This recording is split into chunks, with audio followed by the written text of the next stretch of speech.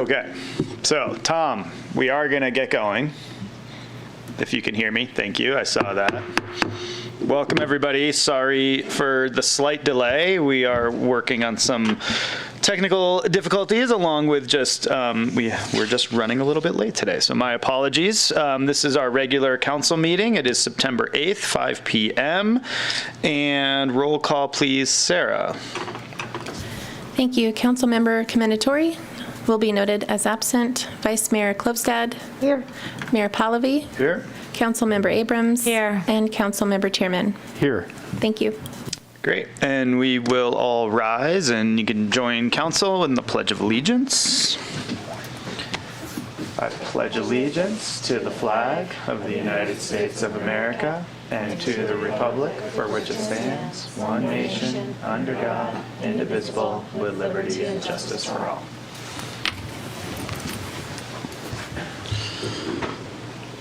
Thank you. We'll move on to public comment for anything not on tonight's agenda. Many ways to send us public comment these days. You can do Truckee at email truckee@townoftruckee.com. You can leave voice or text messages at 530-428-6555. Just a quick note on a couple of things. One is if any public comment was submitted within an hour prior to the council meeting, we will go over it at council. Otherwise, there's also been a slight delay in some of the comments being posted to Laserfish. So if you did send comments this afternoon, those will get posted online probably tomorrow morning, maybe. But they have been received. We have seen them. Just a technical delay on that front. So, Sarah, do we have any public comment on anything not on tonight's agenda? No open public comment. Great. Any other public comment? We are good. Closing public comment. And we will move into our presentations for the evening, right? Oh, wait. I'm doing the first one. Sorry. I knew that was somewhere. Excuse me. So the first one is September is Suicide Prevention Month. And this proclamation is going to be received by Shannon Decker, the Suicide Prevention Coordinator. Oh, there she is. Just look at that, Kimberly. You nailed it right on time. I gotta go unmute her though. Okay. And we can also, yeah, that's fine. We will wait 2 seconds, and I will be reading the proclamation. And Shannon, we will unmute you in just a moment, so hang tight. But we can see you. Thank you. Hello. I don't know if you can see us, but let me read the proclamation. Whereas the week of September 6th through 12th, 2020 is National Suicide Prevention Week, and September 2020 is National Recovery Month, when millions of people around the world join their voices to share a message of hope and healing. And whereas these observances are united in raising awareness that prevention is possible, treatment is effective, and people do recover. And whereas in these challenging times, messages of hope and healing are more needed than ever, and Truckee residents should be able to access high-quality prevention, support, rehabilitation, and treatment services that lead to recovery and a healthy lifestyle.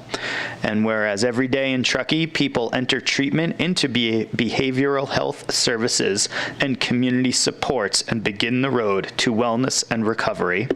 And whereas resiliency begins early in life within families, daycares, and schools, and can be strengthened and reinforced throughout the lifespan.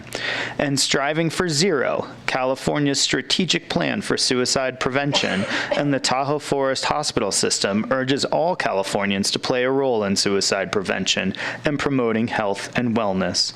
And the Tahoe Truckee Suicide Prevention Coalition, www.tahoelifeline.org/training, has scheduled speakers and educational trainings throughout the month of September, as it is essential that we educate residents about suicide, mental health, and substance abuse problems and the ways they affect all people in the community.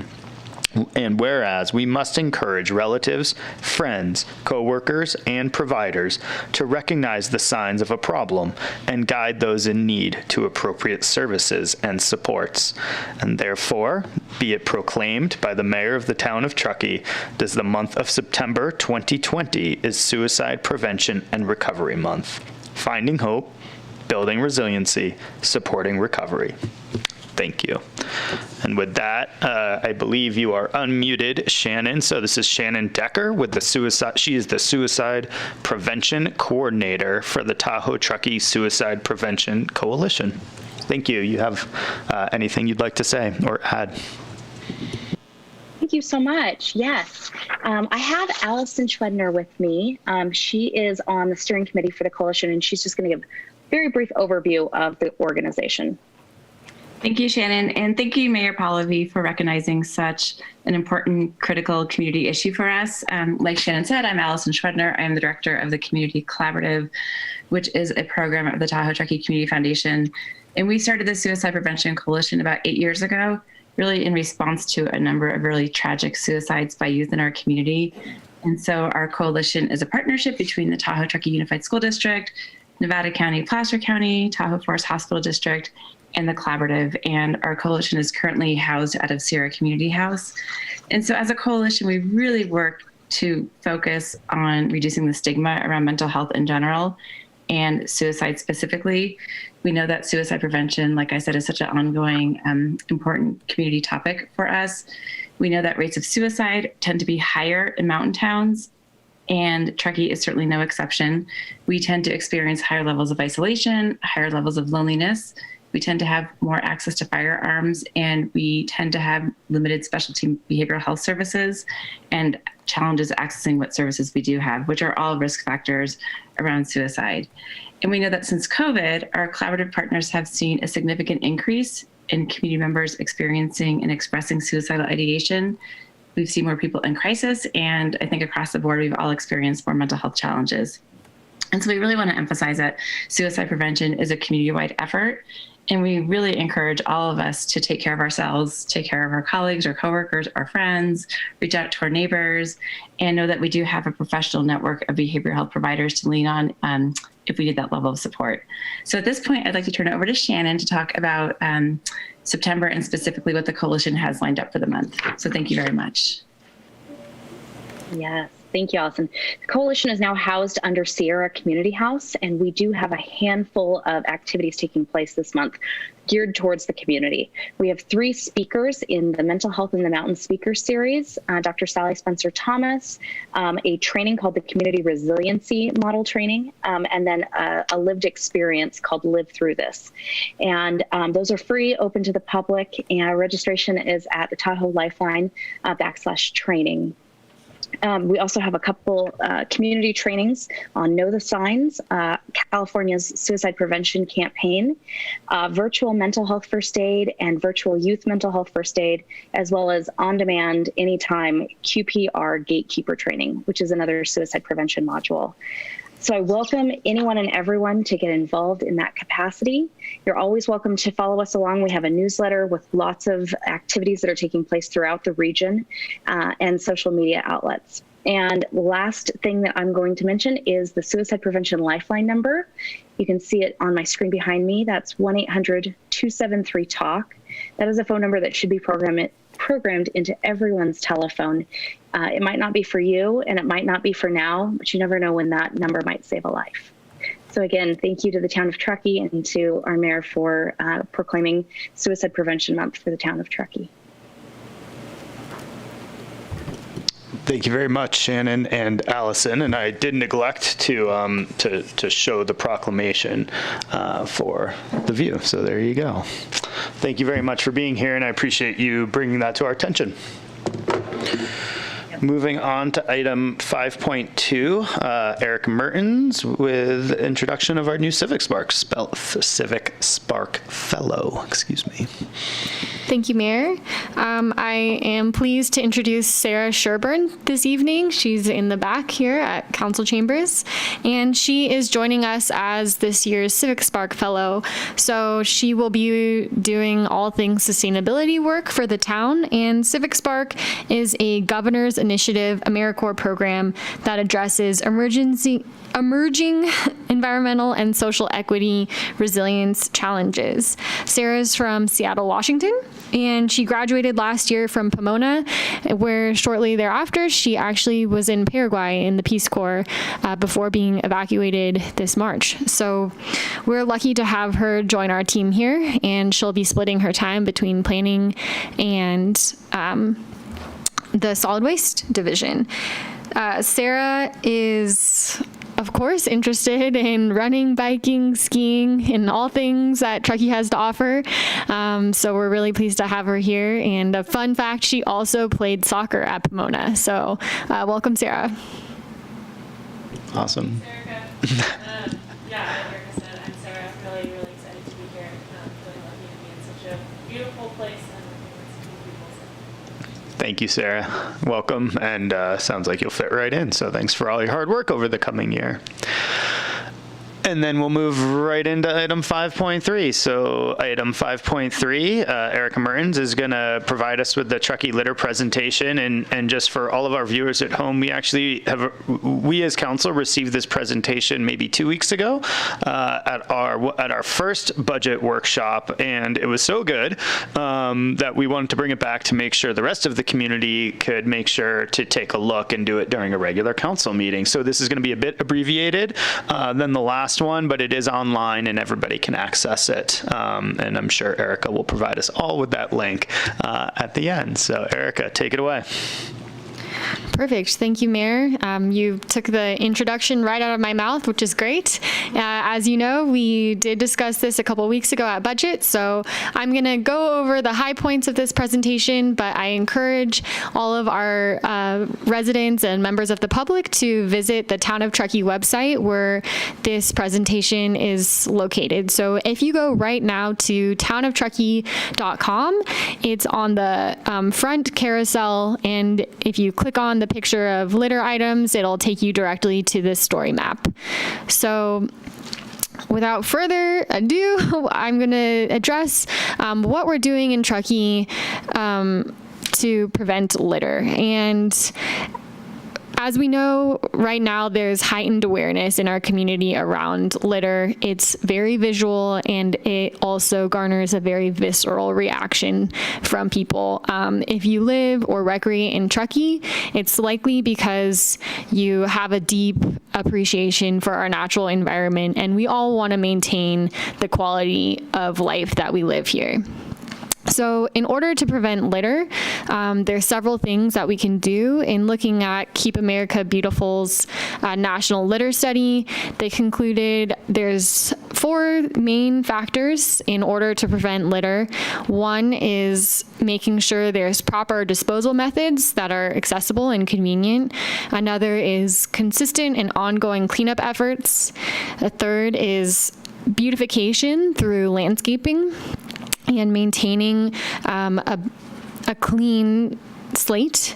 And then the last is utilizing awareness and motivational campaigns. So all of those methods are ones that we are currently working on throughout many departments in the town of Truckee.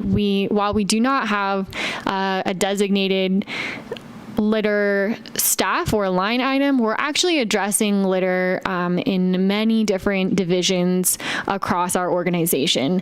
And so I'm going to just play a couple of these videos so that you can get a look. The first one is what our facilities is doing and what their role is in terms of litter in town. Hi, I'm Stephanie Klink. I'm the town landscaper for the town of Truckee. I work under the facilities department, which is included in the Public Works Department. Hey, I'm Tom Pratt. I work for the Facilities Department for the town of Truckee. The facilities crew and I maintain town-owned properties, including but not limited to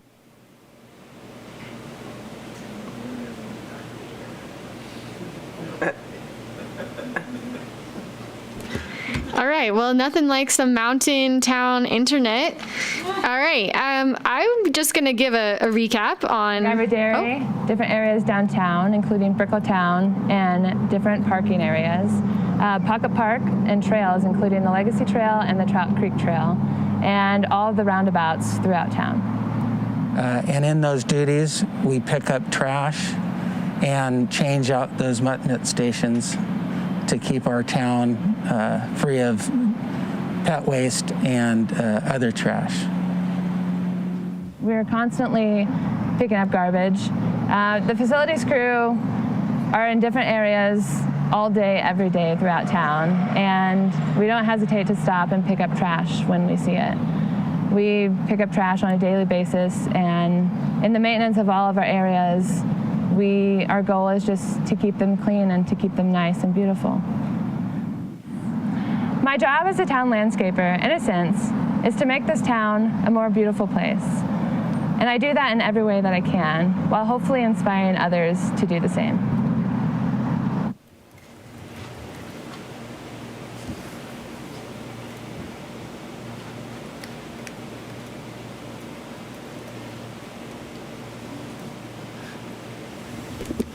Great. Thank you. That was our fearless landscaper and facilities crew. And so as I mentioned, they're doing routine cleanups throughout their duties around town. We also have roads crew that are driving around responding to any reported large litter in town right-of-way. And as Tom mentioned, we've got the pet waste stations scattered throughout town. Additionally, we have the general public litter containers, and those are throughout downtown that are serviced at the maximum capacity right now from TTSD, our hauler. We're also in the midst of installing more of the compactor trash cans that you can see currently in the rail yard area. That was sort of our test pilot, and now we are working on installing more of these to help with any overflow capacity issues downtown. In terms of enforcement, again, just like most of our enforcement in town, it is on a complaint basis, and we do have our code compliance officer responding to various complaints as they come in. You can email us at recycle@townoftruckee.com in order to send in a photo. It's always helpful to have a photograph with an address behind, or giving us a specific address so that we can locate that accordingly and follow up.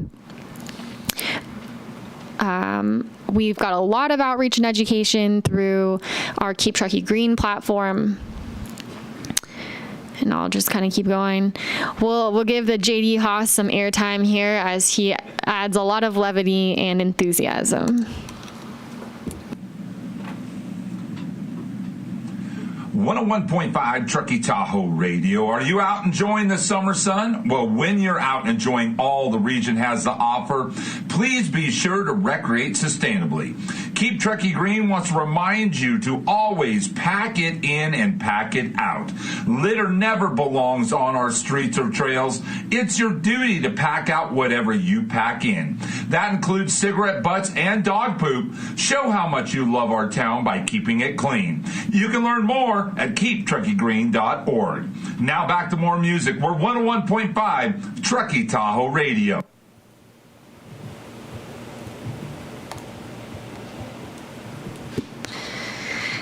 Another important component of our litter mitigation is the engineering division stormwater permit audits. And so every year they perform a walking audit and looking at the amount of trash that they find on the street. And so the ultimate goal is to move from a level B rating to a level A.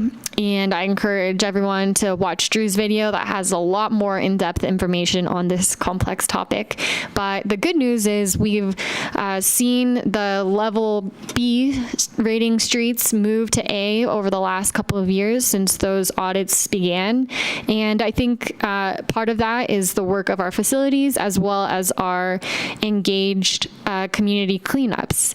So Truckee Day has been going on for 17 years. This year we had the record number turnout of over 1,000 volunteers, and we've also seen actually a decrease in tonnage collected through that event, even though we've had more people out. So hopefully that's a sign that it's because we've got a better cleanup, not only throughout the year, but hopefully less litter being left behind as well.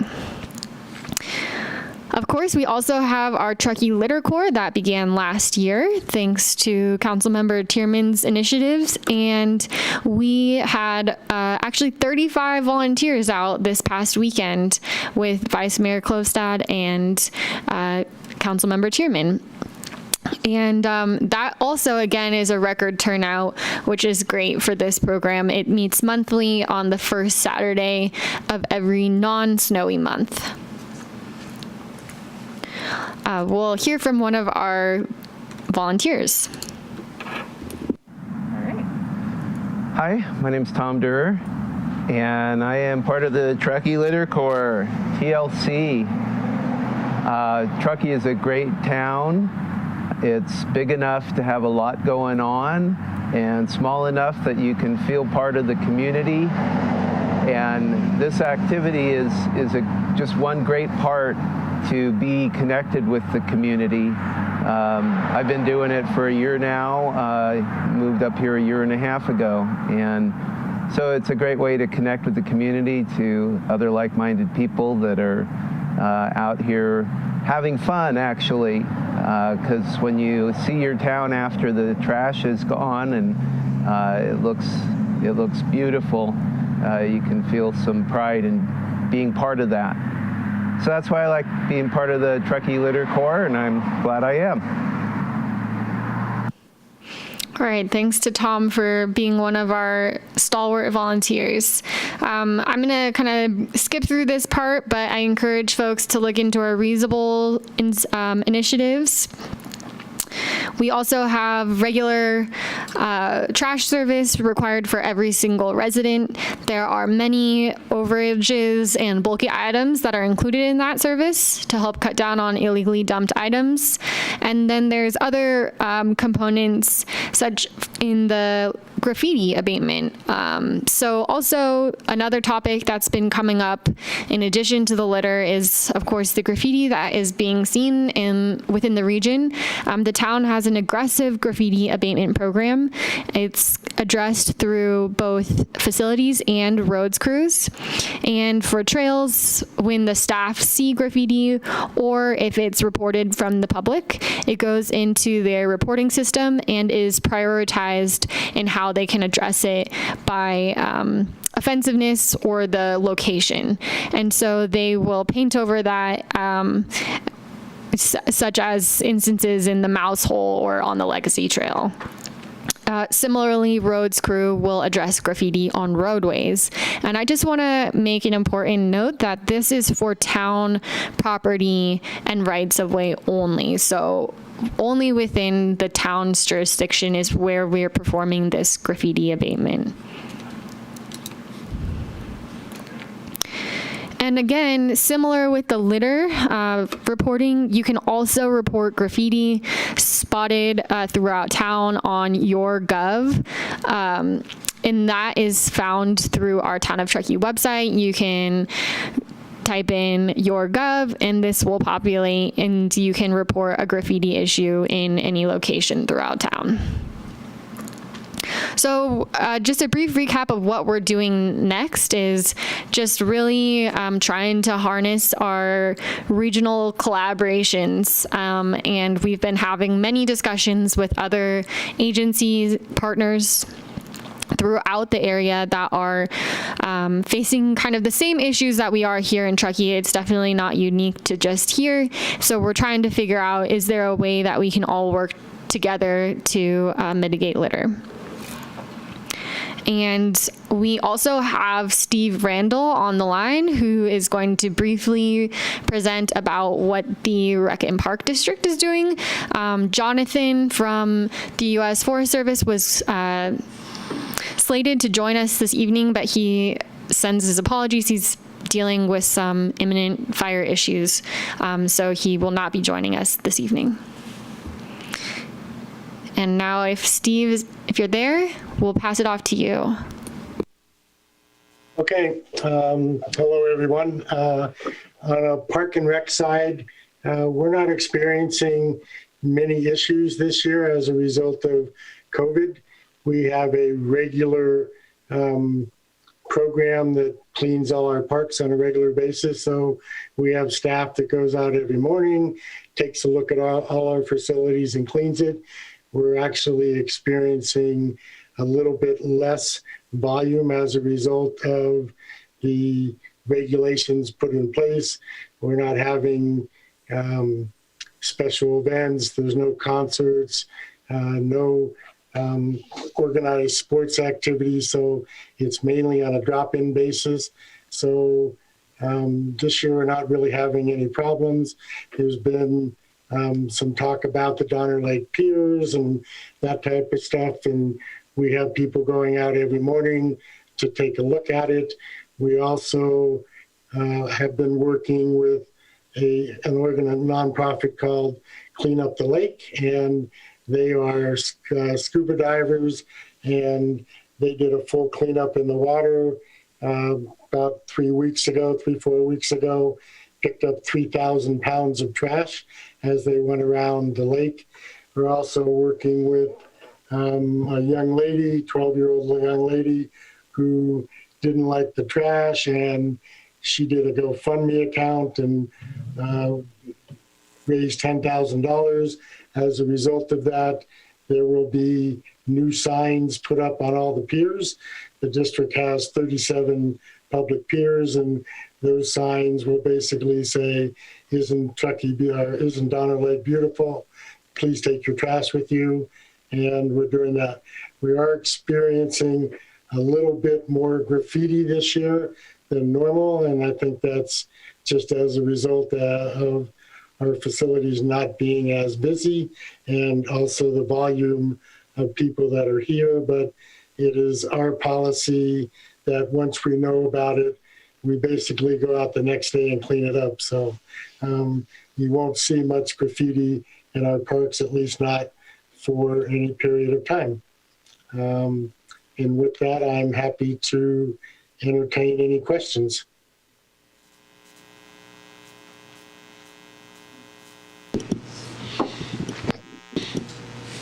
Thanks, Steve. Are you good, Erica? You're done? Great. I have a question for Steve. Yeah, hold on one sec. So thank you. The presentation's finished. Thank you very much, Steve. We definitely have one question for you. We might have more. So let us go ahead, Vice Mayor Klostad. Steve, thanks so much for being here tonight. You said your staff goes out to the piers every morning and takes a look. Are they actually picking up trash at the piers or just assessing the situation? Well, no, when they're out there, they pick it up. We haven't experienced that much on the piers this year. Our biggest issue is on the piers this year has been the amount of usage and people getting out there first thing in the morning and kind of hoarding the pier all day. But on the trash side, yes, we're out there. If there's trash, we pick it up. We don't put trash cans on the piers. We did it years and years ago, and what we learned from that was that once the trash cans get filled, then they just put it on the side and everything blows into the water. So that's why we don't do that. We used to have a giant dumpster out at the boat ramp for people to put their trash in.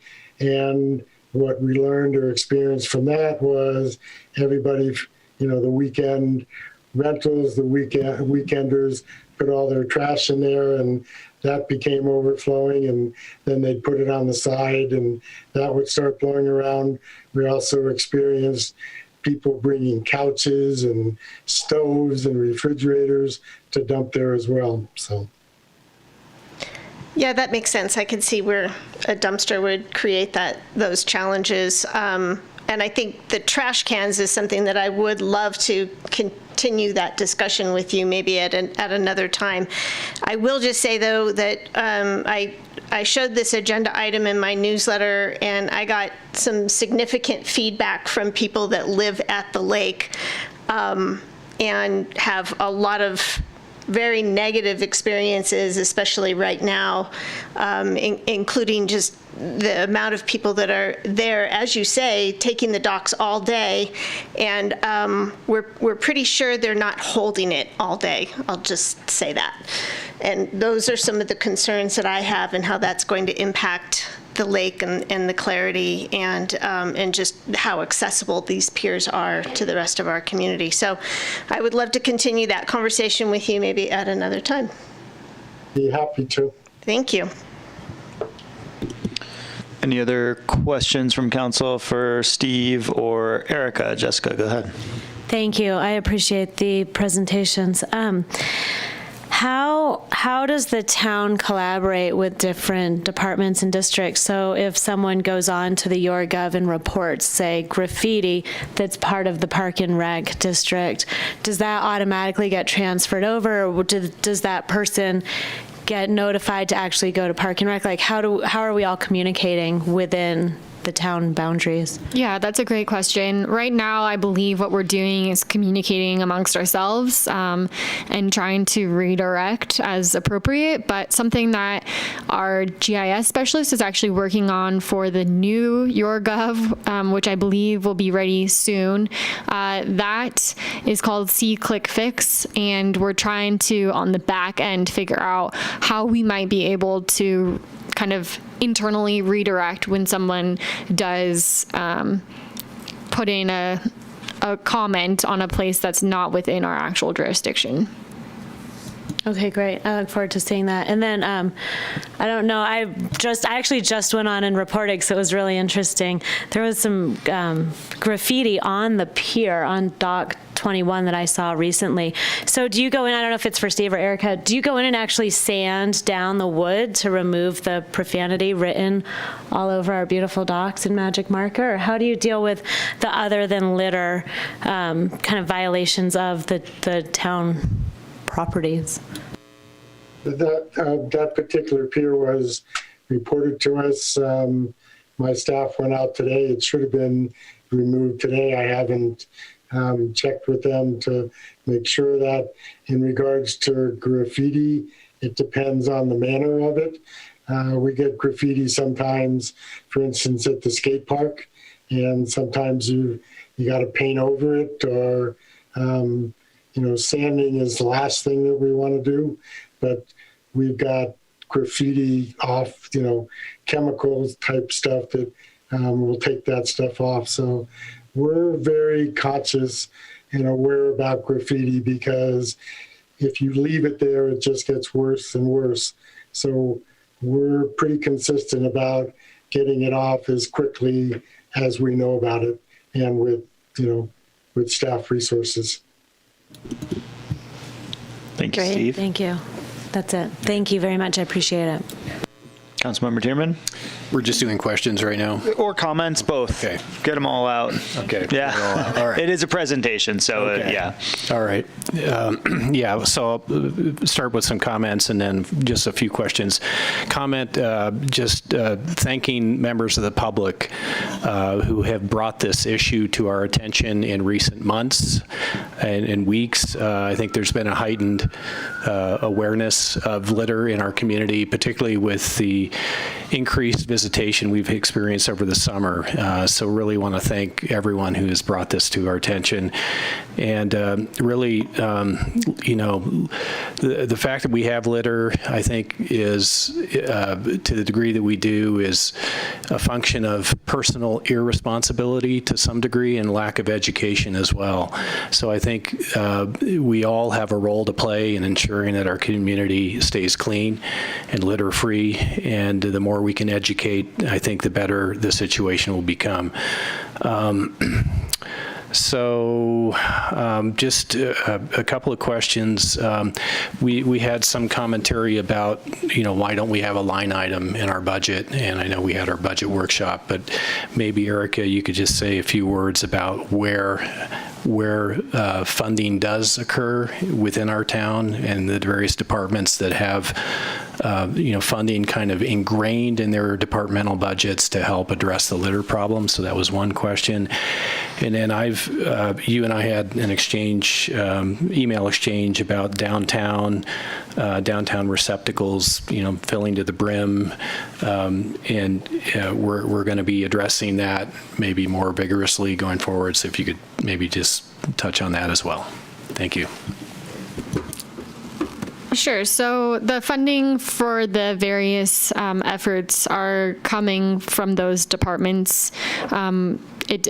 For solid waste and recycling division, that is on an enterprise fund, which is basically funded via the rates and an administrative fee within the solid waste rates.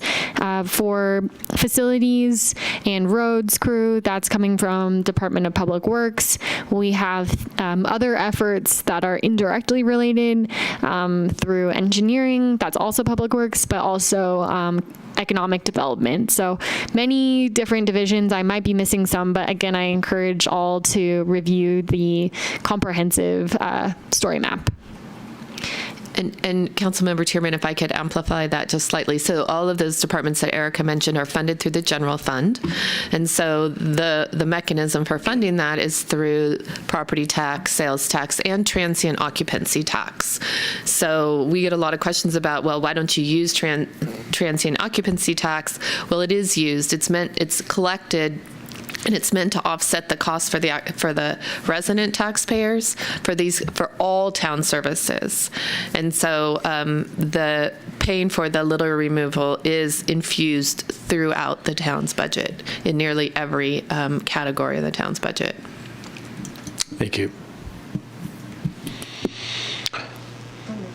Oh, the downtown receptacles? Yeah. Thank you for that reminder.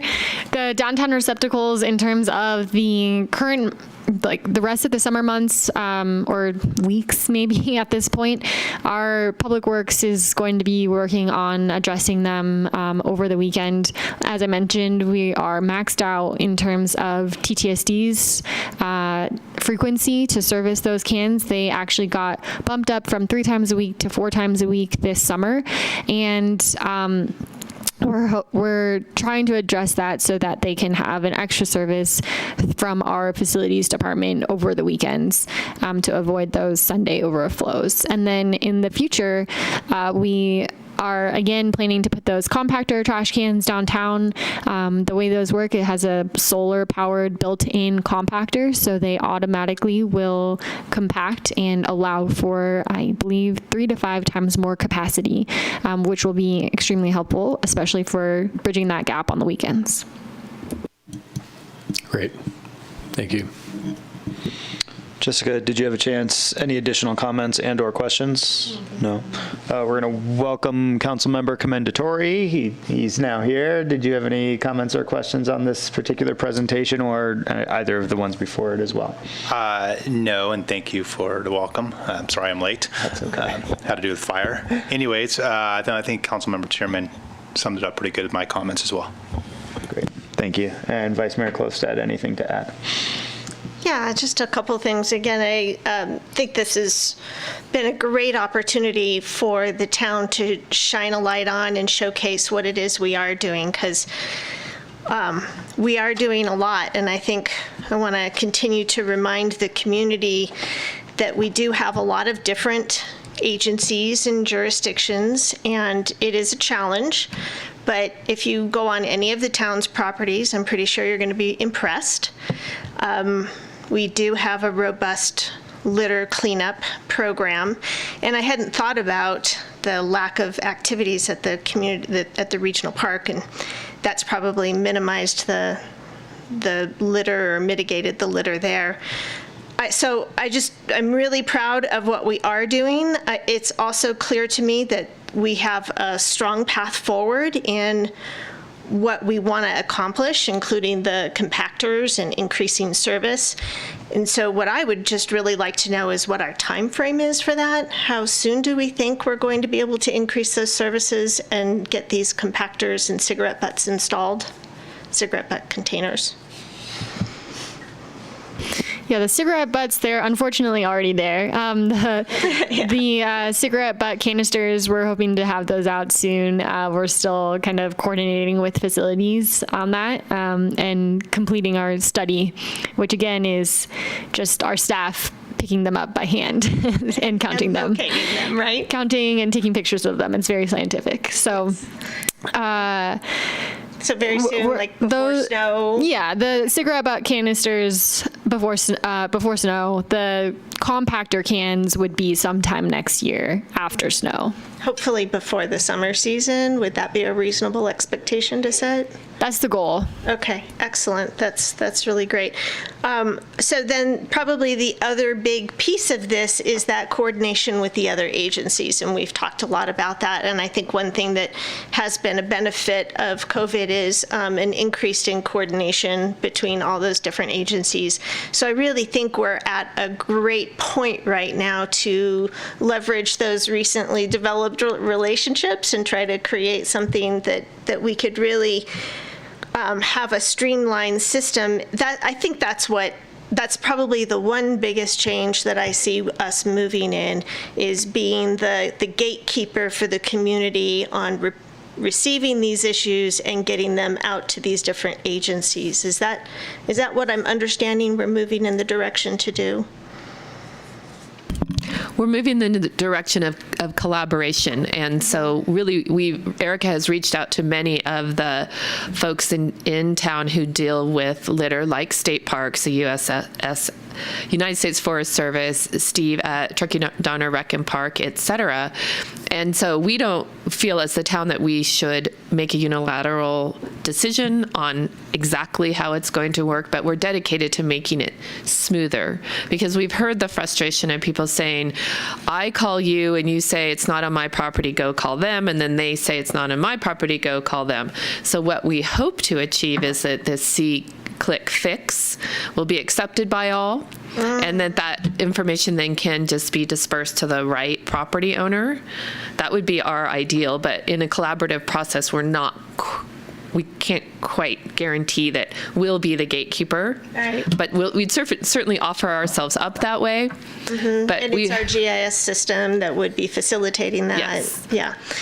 And that really does make sense, because then they can report graffiti or trash or a broken something or a pothole or whatever. It's a single one-stop shop. Yes. I think that would go a long way in mitigating the frustration that our community is feeling around this issue.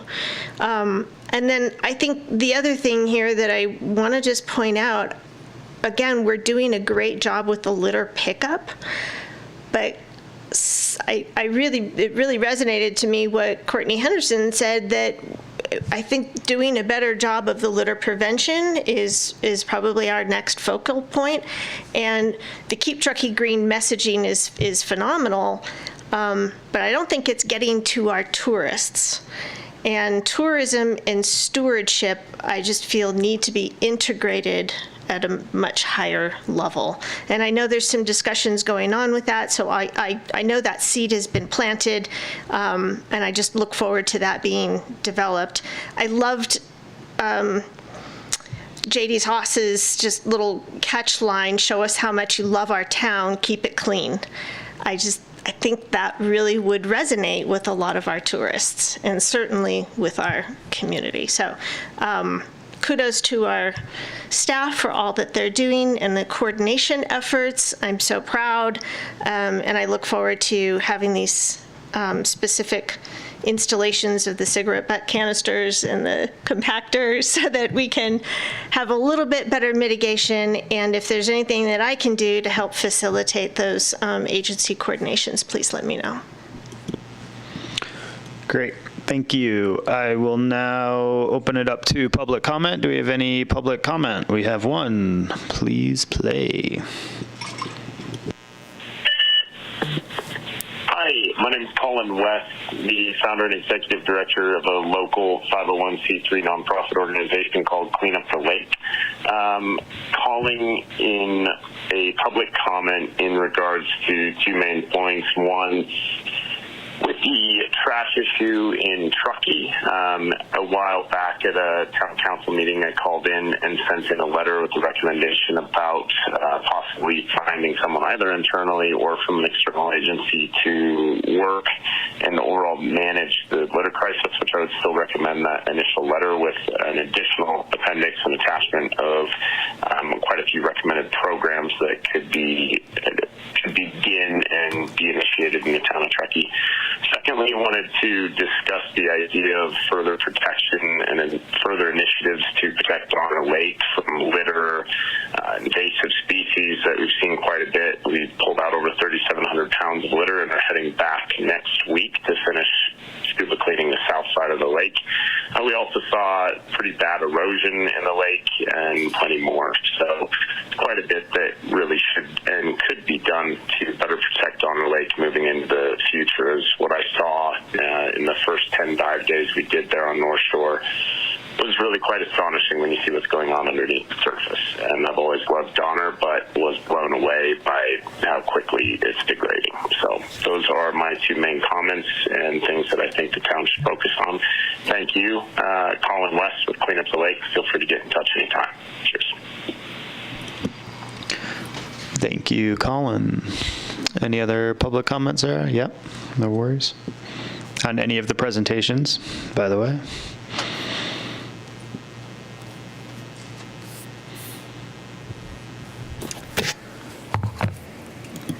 This is just one of the text messages. It says, can you reiterate how one reports the litter issue? But it's not showing the whole text, so that's all I see. Sure. Will you mind repeating that, Erica? Oh, there it is. Can you reiterate how one reports the litter issue or graffiti? Thank you. And that's from, I believe, Susie Tarney. Thanks, Susie, for the question. You can send an email with photos and the address to recycle@townoftruckee.com or to go through the YourGov. I would encourage you to go to the Town of Truckee website, and there should be a quick link to the YourGov reporting app. Great. Thank you. And pertaining to Mr. West's comment, one thing that Erica did not take credit for on behalf of the town and the town councils, we actually cooperated and helped him by providing the dumpsters for free to put the things that he got out of the lake into to have them taken away. So you all were participating in that process too. Thank you. That's awesome. Yeah. Is there a phone number people can call, or we're really just trying to encourage them to either YourGov it or email it to recycle@townoftruckee.com?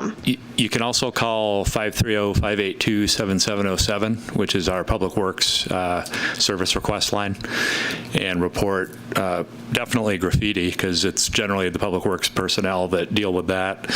And then also you can report litter, and then depending on what the situation is, they can get that to the right person. So that number again, Dan. 530-582-7707. Great, thank you.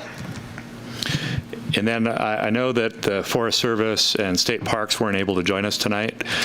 They are also major partners and major players with this whole issue.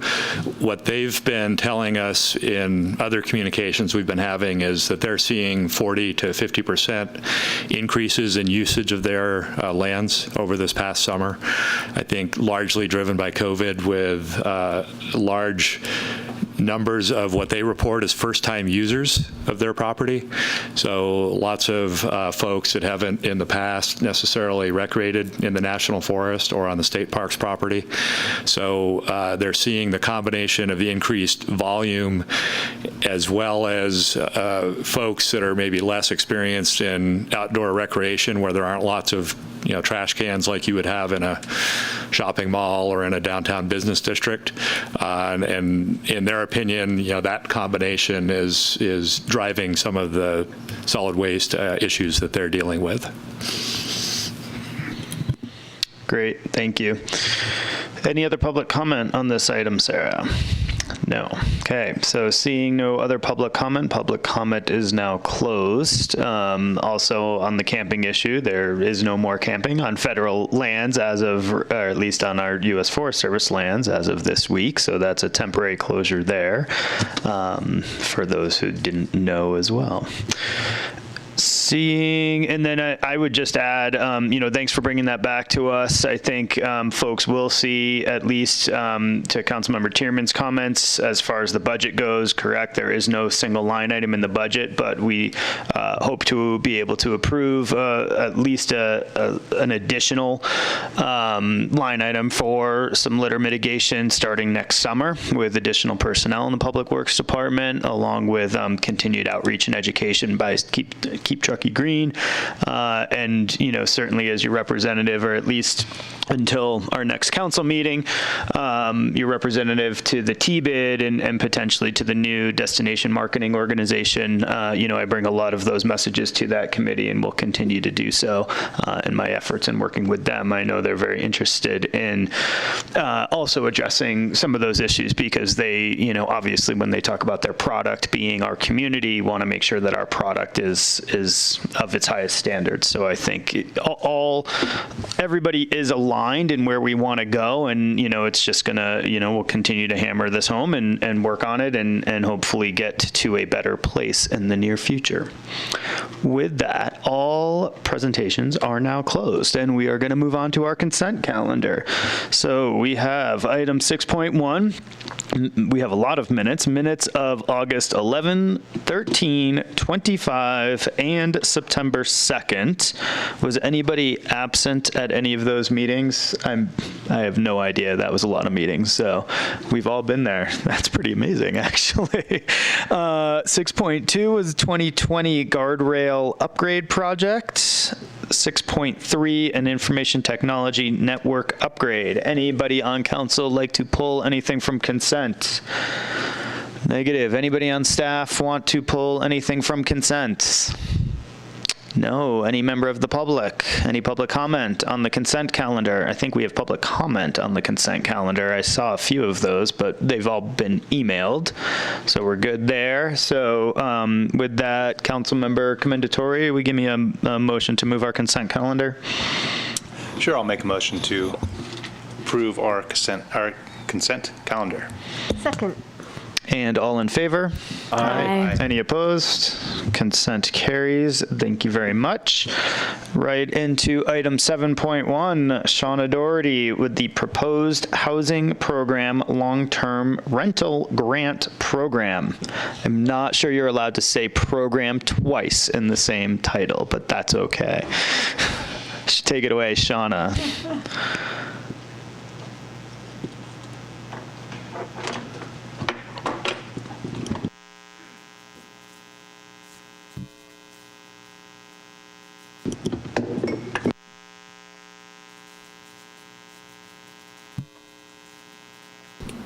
Okay, good evening, council members and community. I'm excited to present the second housing program of 2020. This one is called the Long-Term Rental Grant Program, just one program name in there. So this is, of course, one of many strategies that the town and regional partners as well are working on. We have lots of efforts happening with planning and policies and partnership and funding, all in concert to accelerate more housing. So to be clear, this is just one of the many strategies that we're working on. For those that are watching, you can check out more information at the Town of Truckee Housing Programs to get more information. So this program that I'm presenting tonight is absolutely a collective effort. It is thanks to Danielle for her guidance through this process. We've all been working on this for many months. Of course, Andy for checking everything, and Angela, Kim, and Hillary, and Yumi. So what you're going to see tonight is a collective effort from all of us.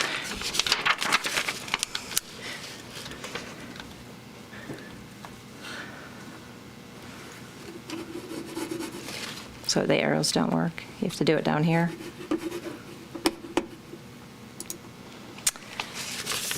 So what we're seeking a council approval for is the use or the allocation of funds that you've already allocated towards housing, the $2 million. And what we're asking for you tonight is to review the program and then the request for the allocation to use $390,000 of that $2 million allocation for the program for 3 years to unlock 75 homes for employee housing needs. Within that funding, we're asking you to approve year 1 of the contract with Landing Locals. As a reminder, the overarching goal of all of the housing programs are to strengthen the community, the economy, and the environment by increasing the inventory of homes that people who work here can afford. We're always in need, as we all know, of housing at all of the income levels. So as I present some of these programs, I want to point to sort of our intention behind them and the income bracket we're trying to target with each specific program. So the long-term rental grant program really is aimed at serving those who don't qualify for the traditional affordable housing, but are struggling to find affordable and also available long-term rentals, so sort of in that blue zone.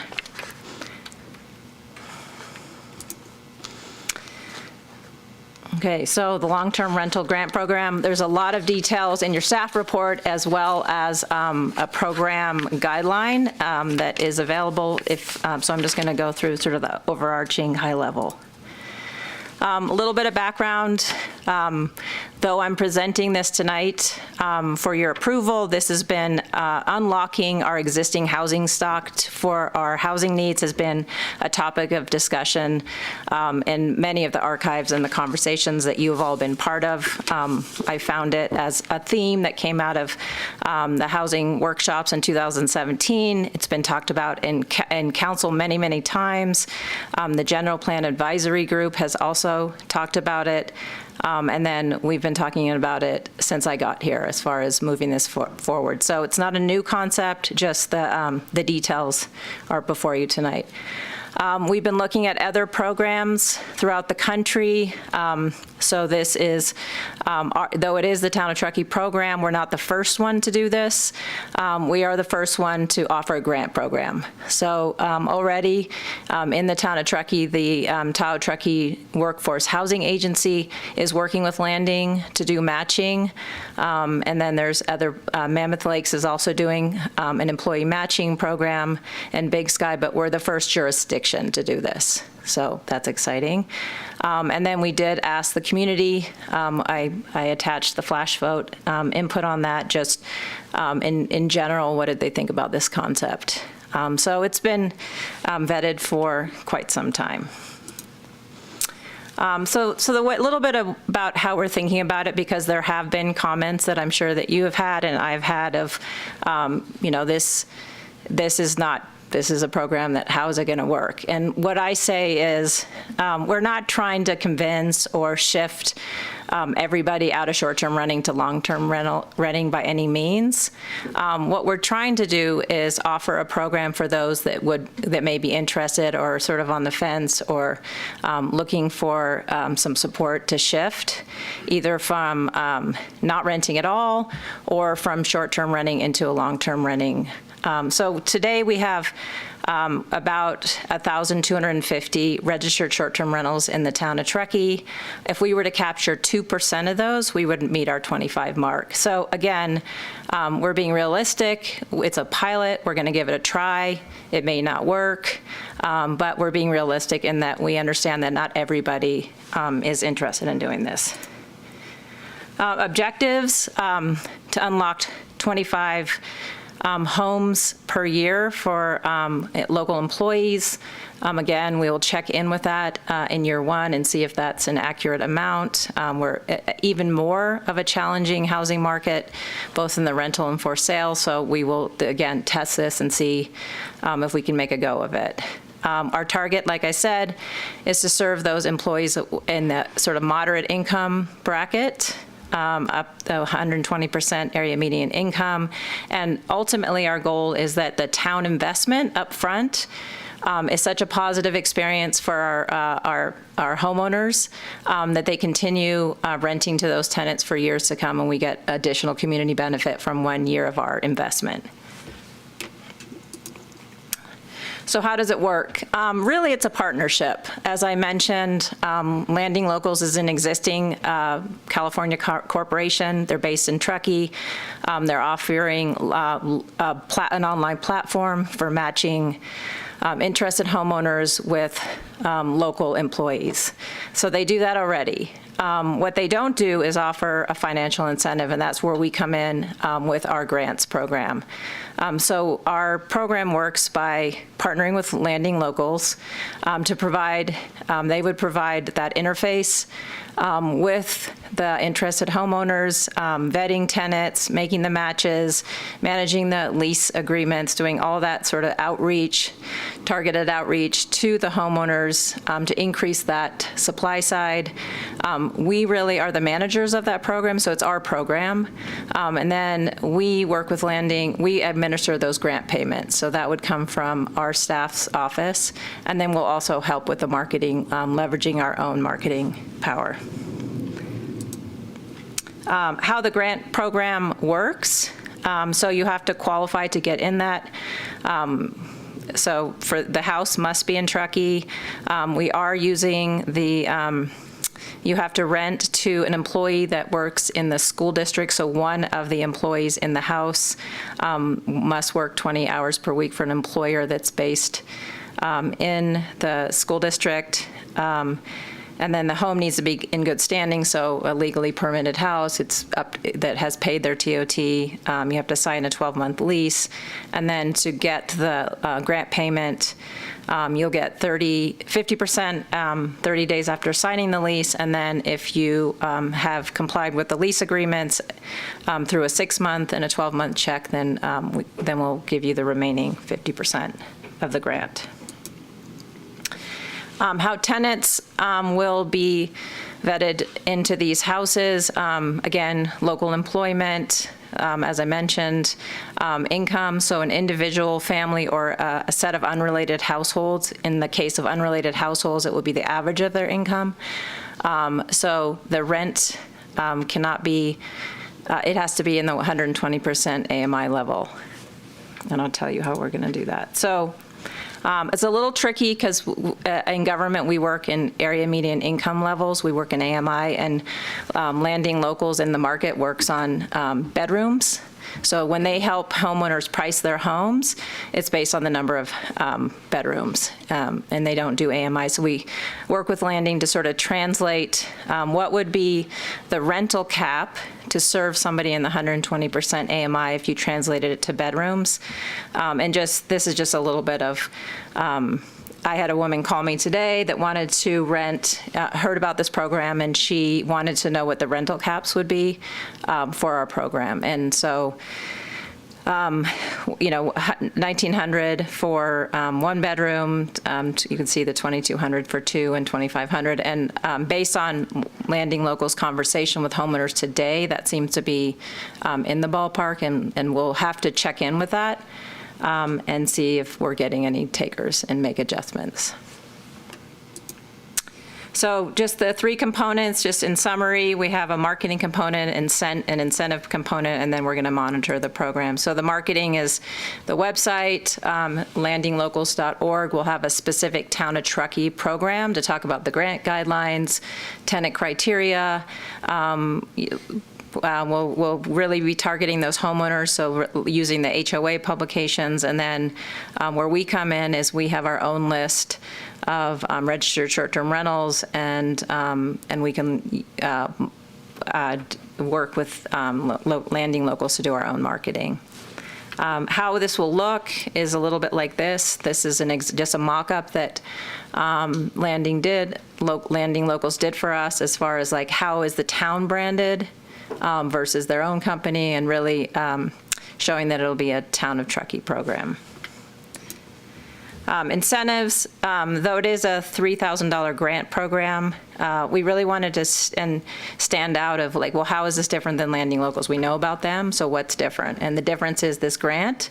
Also, Landing Locals' business model is that they do charge $1,200 for a matching fee. So if a homeowner calls them, it's $1,200 to do to help them find a great tenant. The town is covering that cost, so it's really two incentives that the person is getting. So the incentive package is really $3,120 to the homeowner. Is it $4,120? Yeah, 4,200. 4,200. Yes. Got it. Yes, I'm great at math, as Andy knows. And then the monitor will be in our court, so making sure that we're monitoring the effectiveness of this program and that it's an effective use of town resources. So the program budget that was in your staff report is that how it's broken down is that it's for 20. If our goal is to unlock 25 homes. That's $75,000. And then the admin matching fee is $30,000 for those 25 homes. And then the marketing, which is not a set amount. We'll see what that is as well.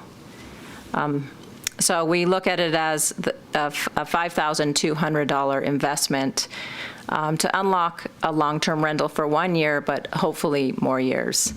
And some of the comments have been, why are we paying people that own second homes for, giving them an incentive? And I think the response to that is that you really can't create a housing unit for that little. I mean, you have to think about it as creating a housing unit for this amount of money that didn't exist before.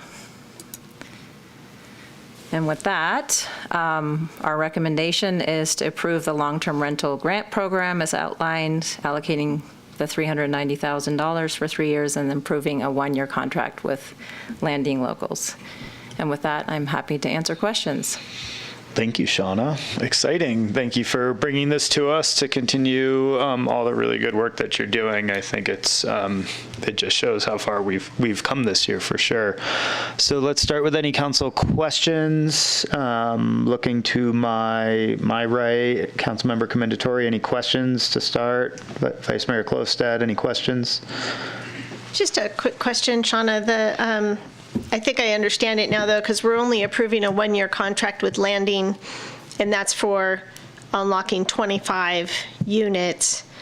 Depending upon the popularity of this program, if they could unlock more, what would we need to do for the contract in order to accommodate that? I like your thinking. That is great. I should have mentioned that we only pay Landing for successful leases, so it's a pay-as-you-go. Oh, great. So when so I guess we could amend the contract. I think that's very optimistic in this market. I like your thinking. I hope. You never know. First year out, they might be grabbing these. Yeah. So there is a price for their services, sort of per house. Okay. Yeah, and as a follow-up, I think all of these housing programs that Shauna and the rest of the team are working on are they're intended to be iterative and continually evaluated. So I think in this example, if we were successful and we were to get 25 units and run up to our budget cap, converted, I think we'd be back in front of you very rapidly saying, let's change our budget cap because this is a very successful program. I also think as time goes on, we would be turning the dials on a program like this. Do we need to up the incentive a little bit or drop it down a little bit? Do we need to get rid of a program that we thought was going to be successful or not? So I think these are, in terms of these being pilot projects, I think it's exactly that. And part of a pilot project is to be fast on your feet, to adjust, to make them more successful wherever possible. Thanks, Dan. Any other questions? No? Jessica, go ahead. Thank you for the presentation. I think the pilot program is really exciting. I do have a couple of questions. It looked like, if I read it correctly in the survey that the second homeowners completed, that there was no significant difference from the respondents and if they were going to be receiving $1,000, $2,000, or $3,000 incentive. So I'm wondering how we got to the $3,000 incentive to start off with as opposed to starting, say, with the $1,000?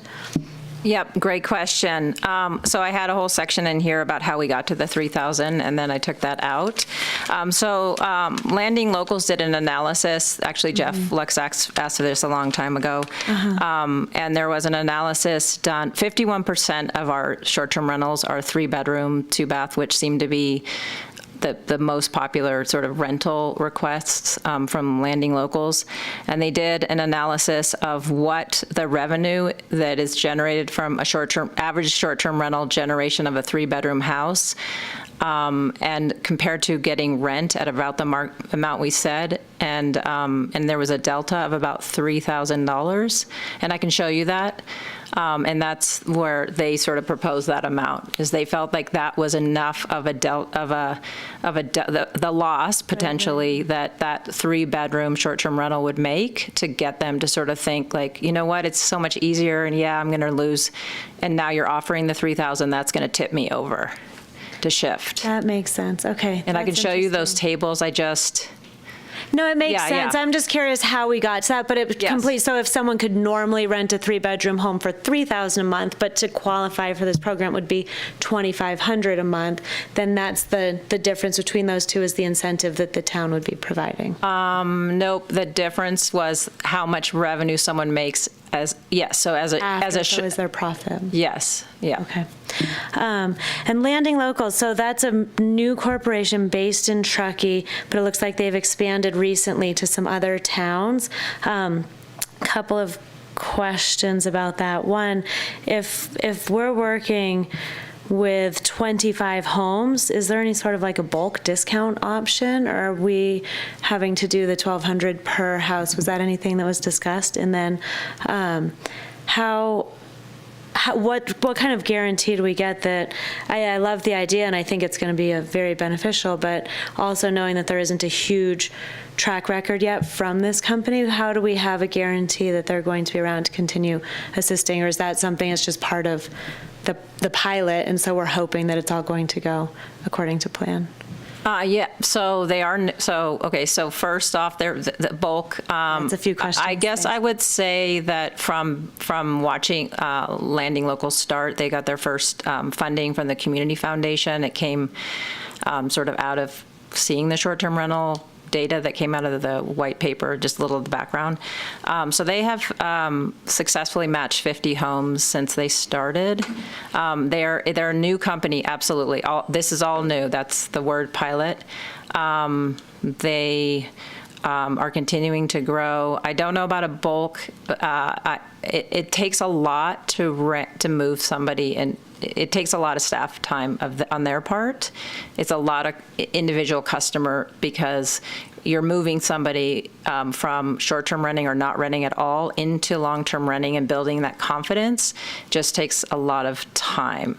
So I can certainly ask them about that, but I don't think we can get it that much. Yeah, and I don't know that it makes sense to nickel and dime, but I'm also curious, is that something that was maybe just being cognizant of how we're spending our funds? Okay, no, and it's an interesting company, and I think I'm curious to see how it'll all turn out. And then the $390,000 over 3 years, but we're really just approving the first year for now. You're approving the 390 and allocation out of the one-time housing fund to use the 390 for this purpose, but within that is approving the contract with Landing for 1 year. 1 year. Which is within that 390. Gotcha. Okay. We just pulled out the contract because that's a separate thing that my understanding is that council needs to approve. Okay, and then we can decide again next year. The council at that time will decide again if that contract will continue. Right, and that 390 is built into the CIP. Just right. Thank you. Okay, I appreciate it. And also, just one thing is, really what we're paying landing locals is 30. We're paying them that 30,000 for their services, and then it's the marketing administration. Yeah. It's the administration. So that was one of my first notes, is where's that 55,000 come from, and then you got to it, so that makes sense. The arithmetic. The 25 is fixed. We're going to pay that because we want to try to get this program off the ground. The 30 is contingent on a per unit, correct, actual deal. Yes, and I would say that actually the 25 isn't fixed either, because they're going to bill us for the marketing that they actually do. Ongoing. Right. Yes. Right, like the mailings and the. Yes. Okay. Thank you. Councilmember Tierman, sorry. Yeah, thank you, Shauna. Good overview and presentation. Just a couple of questions relating to rent rate setting. There were a couple of tables shown in the staff report. One, rent rates based on 80% AMI, and then the other table showing it at 120%. And this program is targeting that range, right, from 80 to 120%. It is with a cap. Yes, I put the cap in. Yes. Okay. So if someone who's at the lower end of that range applies and wants that rent rate would be set based on their lower income, is that how that would work? So it's a little confusing. So this program is going to be dictated by the market. So we can't ask a homeowner to lower their rent in order to serve somebody at a lower AMI level. Okay. So we felt, in working with landing locals, they felt that the 120 cap was about the threshold that we could, to actually get houses unlocked. If we go lower, people aren't going to rent their houses because they could go out and get higher rent. Okay, got it. So that was going to relate sort of to my next question, is how do those rent rates compare to market?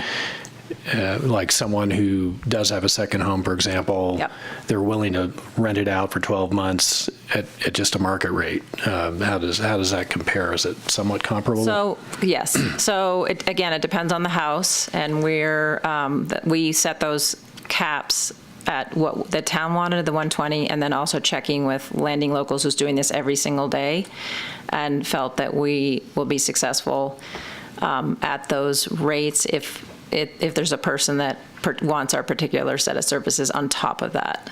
So again, per Dan's point, we're going to have to be iterative because the market is changing every single day. And that's our target and our hope. And we'll see if there's takers. But yes, it's about what they're getting for rent right now. Okay. And you made a statement that we would be the first jurisdiction. Is this nationwide or just kind of Mountain West? Worldwide. Worldwide. Yes. So this could be a world first if we go for this. All right. Good to know. Yeah. I just have one question. So to clarify, and I think you said this, the actual property has to be within the town of Truckee boundaries, but the applicant or the renter can be within TTUSD boundaries. Can you give us the rationale for that? Because that sort of feels a bit disingenuous to our own community to some extent. I know we're providing the incentive to our property owners, but why Andy is stepping on up. Yeah. So the idea behind having the properties have to be in Truckee is because we're Truckee, and so we were trying to spend, oh, sorry, the light's on. Off. Hello. So the idea is to benefit some Truckee property owners and keep the funds local. But the idea behind having the eligibility criteria span the school district is that you can run into some equal protection problems, some constitutional issues, if you have demographics in your community that are very different from those of surrounding areas. For example, if your community is much whiter than other areas that are nearby. If you limit some governmental programs to only your area, arguably you're not providing equal access to people of all backgrounds. So what we did on the Coburn locals-only apartments was to use the school district boundaries as a proxy, which is something that I think is legal. It helps make the program more defensible, and so that's what we're trying to do here. It's consistent with Coburn, and I think it's legally okay. Yeah, and I get that it's consistent with Coburn, and I guess I was just trying to understand that. So this, you're finding that this is more just a legality issue of equal opportunity versus specifically identifying Truckee existing residents. I mean, that's right. Theoretically, they become Truckee residents should they move here. Right. Well, I mean, the employment has to be somewhere within the school district, and some of the areas that are within the school district that are outside Truckee are a little bit more diverse than Truckee itself is. And so this is a way of kind of ensuring equal opportunity to people of all backgrounds. Great. Thank you for that. I think that was it for my questions. At this point, any other questions quickly? And then we'll go to deliberation. Do we have any public comment to listen to? Public comment is officially open, Truckee at townoftruckee.com and or 530-428-6555. There's no public comment on this item. No public comment. And thank you to everybody who submitted public comment ahead of time. We got that and we were able to take a look at that. So very much appreciated. Public comment is now closed and we will bring it back for deliberation. Any program changes, if anybody was seeing one, I have just one minor tiny one that I would love to get out. And then if anybody else has any comments on the program. My only comment, and I ran this by Shauna already, was the Moonshine Inc. line item in the advertising budget. I think if the goal, and this is just totally nothing against Moonshine Inc. I just think if our goal is to be targeting second homeowners who aren't necessarily here utilizing their properties, Moonshine Inc. is probably not our best bet since that is a local monthly publication. And some of the idea, there are other ways to target potentially with AirDNA or utilizing that money to do very targeted, almost personal outreach. So that was just one sort of side comment that I wanted to put in there. As far as actually advertising this program. So with that, that was my only sort of programmatic comment. Anybody else want to kick it off? Vice Mayor Klostad was chomping at the bit, so go for it. Oh, I just think it's a brilliant program, and I want to thank Shauna for bringing this forward. And we didn't really drill down on it, but I just hope that the community realizes that one of the options that Landing could offer here is renting just a room, correct? Out of a home. Or is it really the whole space? Yeah, so this program is designed for a whole house. Yeah, but in terms of, it's not like, what I understood, and I'm sorry, I should have put this as part of the questions, but what I understood was they could have a 3-bedroom house and say somebody says, all right, I still want to be able to use it 2 weeks a year, and so I'm going to rent this one room, and I'm still going to be able to use the rest of the house on those 2 weeks a year. Those types of arrangements are part of this too? So two answers. One is they don't, their business model right now is not renting individual rooms. They do whole houses. And what you're talking about is a flexible lease arrangement. And yes, those conversations are happening. Okay. So that's why it does take so long to have the conversations with every single homeowner, because everybody has a little bit of a different criteria and need. Yeah, because I know of 2 homeowners that's what they're interested in. Yeah, it depends on the tenants, because that might be a match. So yes, that's all in the matching. It's a dance. It's what works for everybody. And it's an interesting concept because so many people do have homes that have nobody in them for 50 weeks out of the year, and they're at risk. So in some ways, especially with our winters. So anyway, I think in general, this is a brilliant program. I really hope we have amazing success with it. It seems like a no-brainer to convert our existing housing stock to a useful opportunity for locals and residents that we want to bring to this area.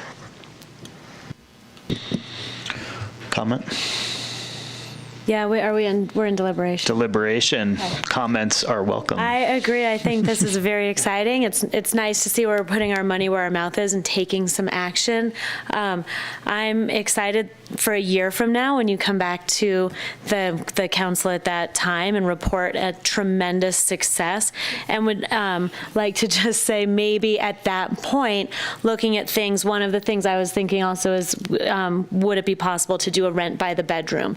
So as opposed to kind of focusing on the families or the multi-people needing places to live, we also, I mean, I moved here as a 23-year-old working at the ski area, and just having a bedroom would have been wonderful in that situation. I think we have multiple people who would be fine with just that. The other, I think right now it's important to keep the parameters as wide as possible to get as many people as we can to generate that momentum towards success. But once we come back and say, gosh, we have all these 25 filled, that maybe looking at things like instead of just requiring a 20-hour work week within the TTUSD district, maybe full-time employees who are going to be more, in my opinion, maybe more beneficial overall for the community because they're putting more time in working within our community. So looking at how to narrow those parameters in the future, not for right now. I think right now it's better to keep it as wide open as possible to ensure as much success as possible. But just because I won't be here a year from now to mention it, I'll just tell you now if you can note that down. Thanks, Jessica. Anything? No, Tony, go ahead. So thank you for keeping realistic goals on this, because I think it makes it help us make it attainable and hopefully successful. But as much as I think we'd all love to have a Grand Slam and have whatever number, 1,200, and have 1,200 Grand Slams, your 2% is probably a good number, and I think that's a good goal. I think the most important part I'm hearing from you, and I really want to underscore this for our community, is that this is one of many pieces. It's a pilot program. It's going, and from using Dan's words, a lot of dials are going to be turned along the way, and people need to be patient. On one hand, that this is going to take a little time, but it's going to take some diligence and determination to make it work as you go along. I think your $3,000, that number of we kind of discussed a little bit. I think actually, if successful.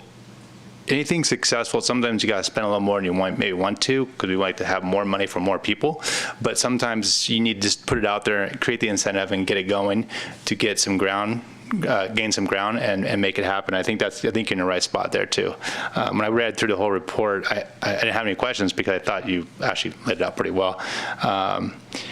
And the only thing I would say from years of experience that we all could have, that we all look back and reflect on everything, is keeping it simple as you go along, because if we get too complicated too quickly, it could nosedive, and I think it's such a good opportunity to make something happen.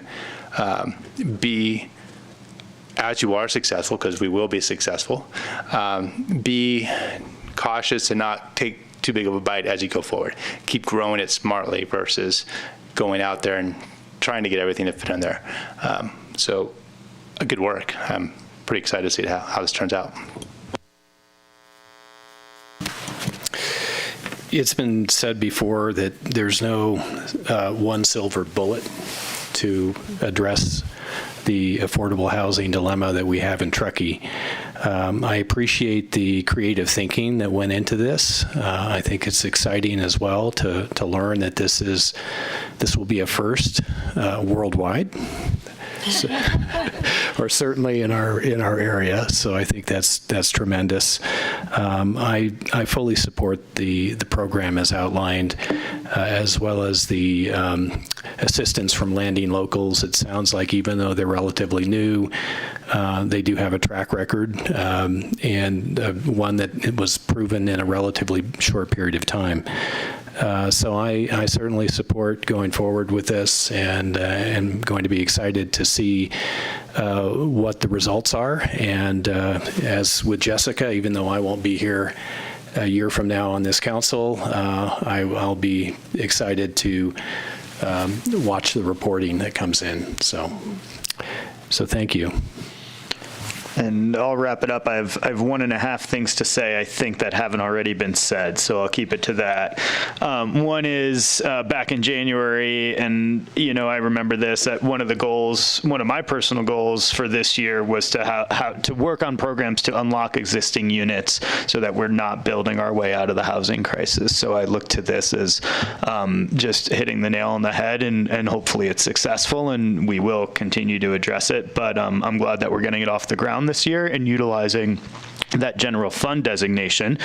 And the second piece of that is exactly that. This is a general fund designation, and I'm not going to be shy here, but that general fund designation was a one-time designation at this point, and we are looking forward to November, and we have a funding mechanism on the ballot to be able to continue programs like this. And I think it's important for everybody to understand that as we work on programs like this, it takes additional revenues to make things like this happen so that we can provide services above and beyond our core competent services that we already do here at the town. So if this is a program that sits well with you, make sure that you support it when you see it in front of you this November. With that, who wants to make a motion? Who's ready? I think we're good. Councilmember Tierman, please do so. I move that we approve item 7.1, the long-term rental housing grant program, and approve the contract as well with Landing Locals to provide the marketing and admin support for the same. Second. And all in favor? Aye. Aye. Any opposed? Motion carries. Thank you very much, Shauna. Look forward to hearing back from you soon, so thank you. Excellent job on your just staff reporting it up lately too in your new role. So keep up the great work. We will move on to item 7.2 after a quick cleaning break regarding the Donner Pass Road corridor improvements at Donner Memorial State Park at the east end of Donner Lake. And we have Todd Landry to present after just a short cleaning break.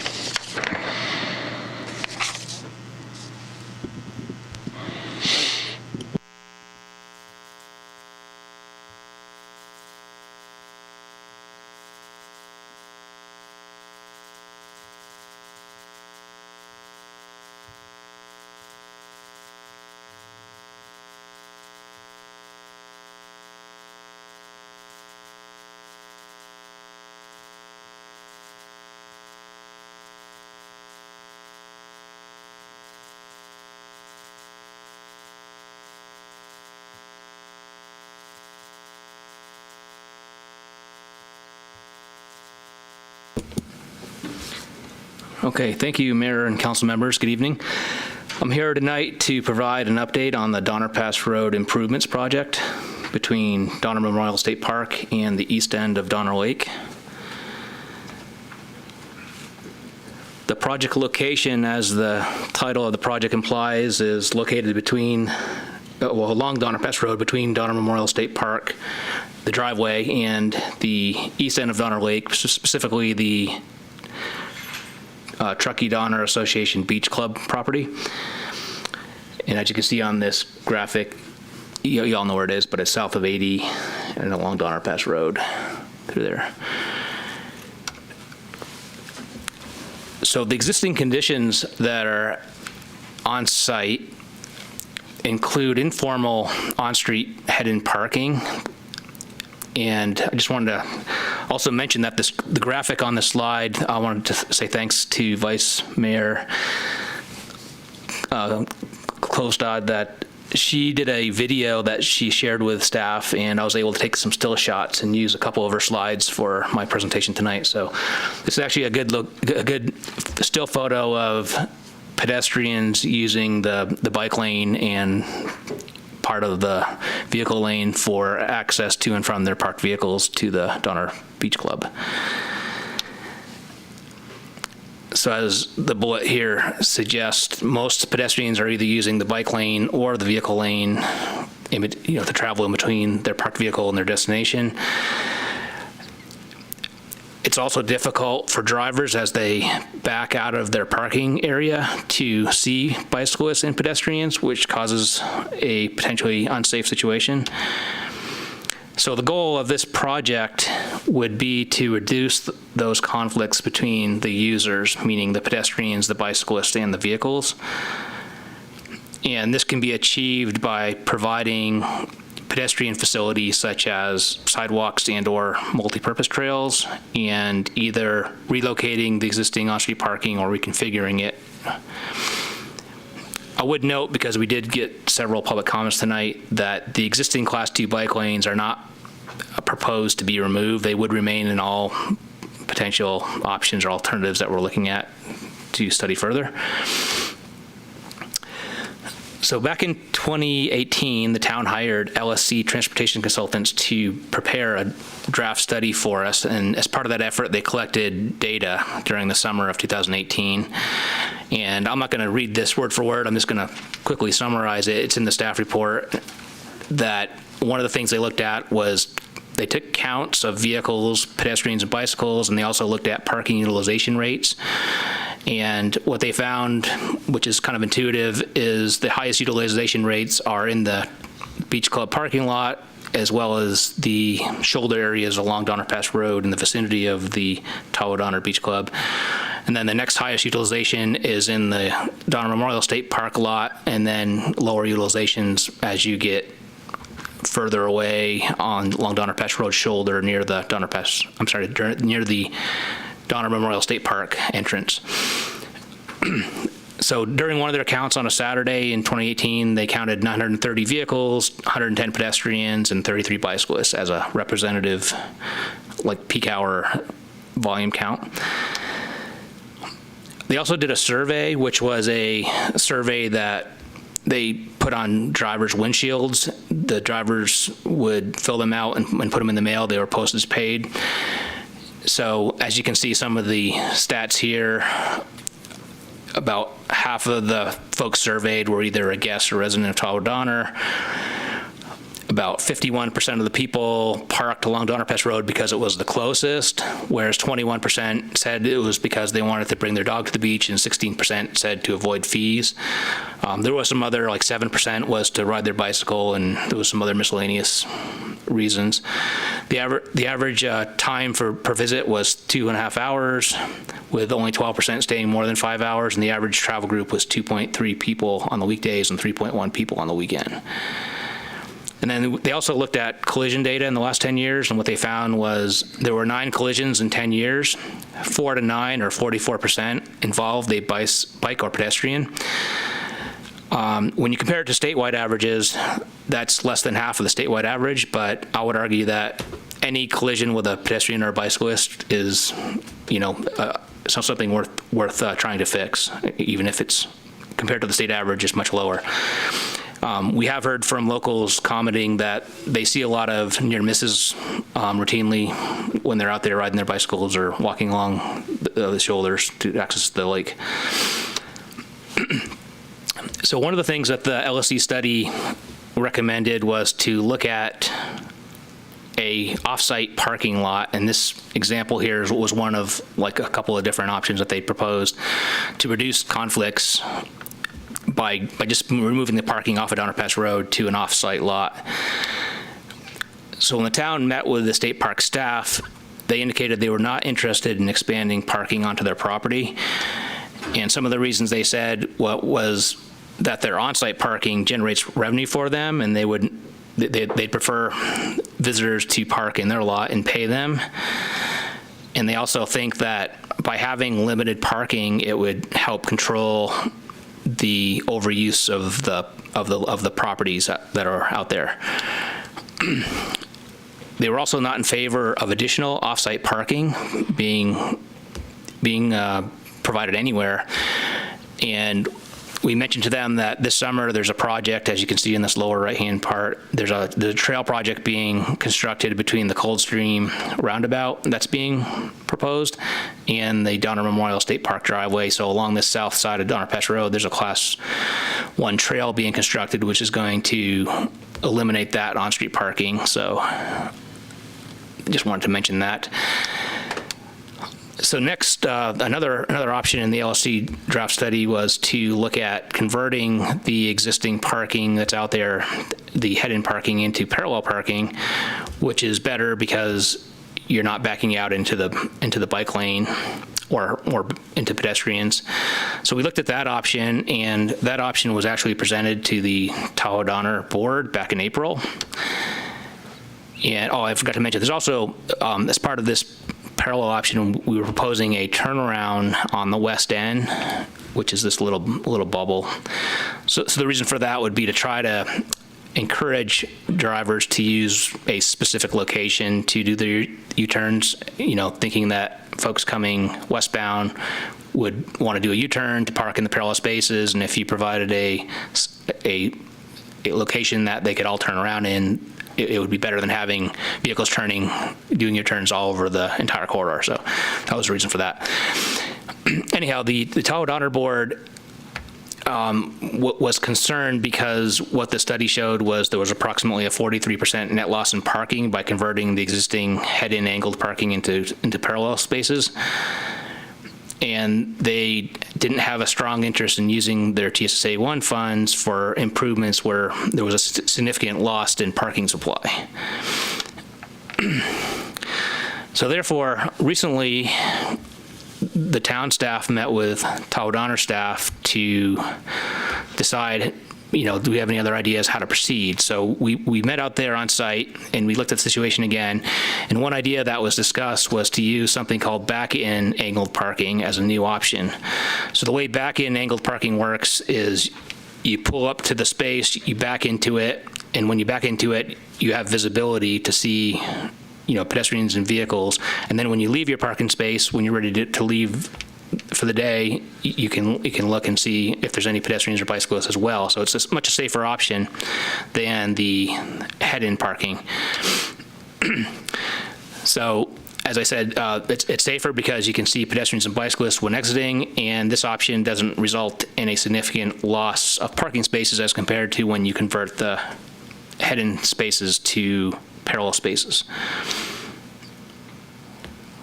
There was also discussions that would look at possibilities of using portion of the north side of Donner Pass Road for increased parking supply.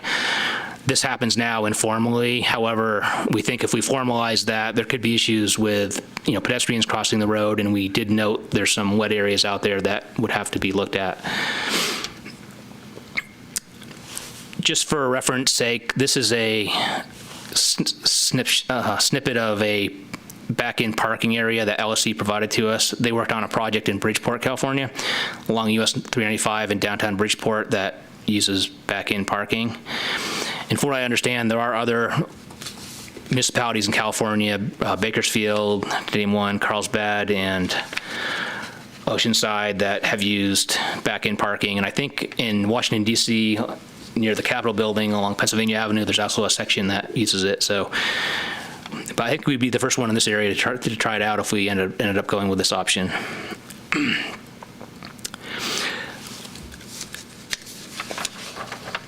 So staff is recommending that we pursue 4 options that meet the project goals to study further. So the first option would be a very simple option, which would eliminate parking along the entire section of Donner Pass Road, which would obviously eliminate the conflicts, and build a trail only. So the trail only would start at the Donner Memorial driveway. That would tie in nicely with the trail that's being constructed this summer, and it would continue along the entire area to the west end of the Tahoe-Donner Beach Club property. A second option that we think we should also look at would be option 1, but with a twist on the frontage of the Tahoe-Donner Beach Club property. We would add sidewalk and parallel parking. So it would be better than option 1 as far as providing some parking and primarily parking to primarily serve the Tahoe-Donner Beach Club. And it would also include the vehicle turnaround as shown on a previous slide, so that it would hopefully concentrate the U-turns in one location. Option 3 would be the angled back-in parking that I was just talking about, and option 3 proposes to have that back-in parking along the Tahoe Donner Beach Club frontage. It would provide a safer option than the existing and provide more parking spaces than option 2, which had the parallel space option. And then option 4 would be a combination of the angled back-in parking along the Tahoe Donner Beach Club frontage, and then parallel parking elsewhere along the south side of Donner Pass Road, and possibly looking at a section or sections of the north side of Donner Pass Road to potentially add additional parking supply. So real quick, the budget and schedule for the project. The town's current fiscal year 2021 budget is allocating $115,000 for planning, design, and permitting. We're not sure if that's going to be enough, but we're going to, if we're allowed to initiate our RFP process, we would hire a designer, and then if needed, we would amend that budget when we came back to you for a contract approval. The budget also has a CIP amount of $1 million that's allocated right now for construction. And currently the budget is showing that it would be funded with TSSA 1 funds. When the town discussed this with Tahoe Donner staff, they did want us to mention that if, depending on the option that's chosen, they'd like to see possibly, other funding sources be thrown in the mix as well, such as Measure R, if it's the trail option that's chosen, or for possibly to fund part of the trail. So we said we would, discuss that later once we knew what the preferred option was going to be and what was going to be the components of that alternative. So as far as the schedule goes, construction could possibly begin as early as late 2021 if everything went smoothly, or possibly in early 2022. It would depend on the option chosen, staff workload, and what the council's priority on this project is.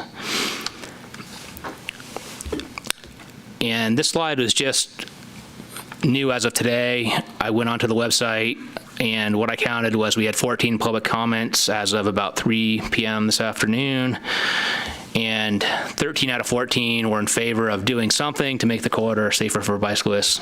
And then there was one comment that was in favor of doing nothing, and that commenter said there is not an existing problem. And then just for clarification again, the existing Class 2 bike lanes would remain in any of these options. And again, this is a photo that I copied from Vice Mayor's video that she shared with us. So I thought this was a great photo because it shows bicyclists using the bike lane. You have pedestrians carrying boards and beach items, and then you have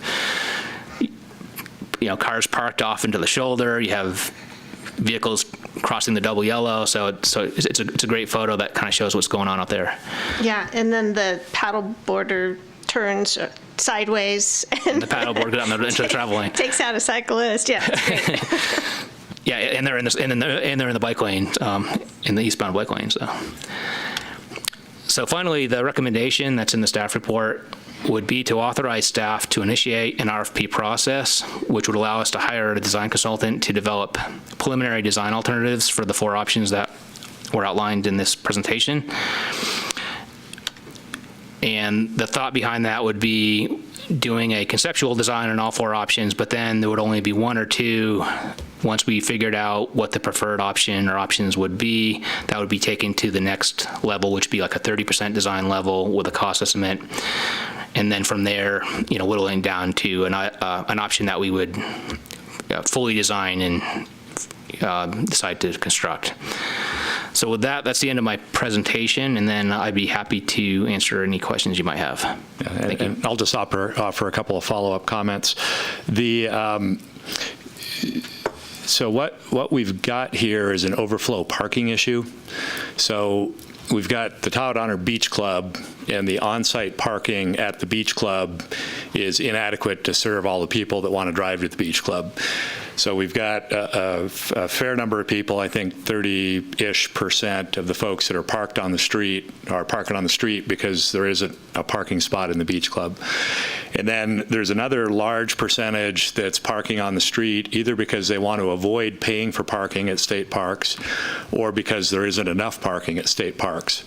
So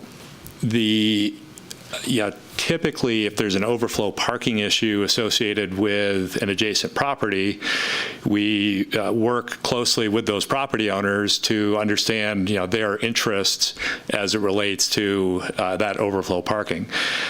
So the other thing we've got is that, parking in front of state parks, some people park there and use the beach club. Some people park in front of the beach club and use state parks.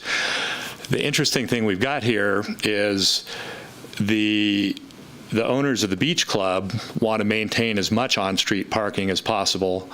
State Parks has told us their preference would be to minimize or eliminate on-street parking. So we've got adjacent property owners with different interests as it relates to this spillover parking that's happening.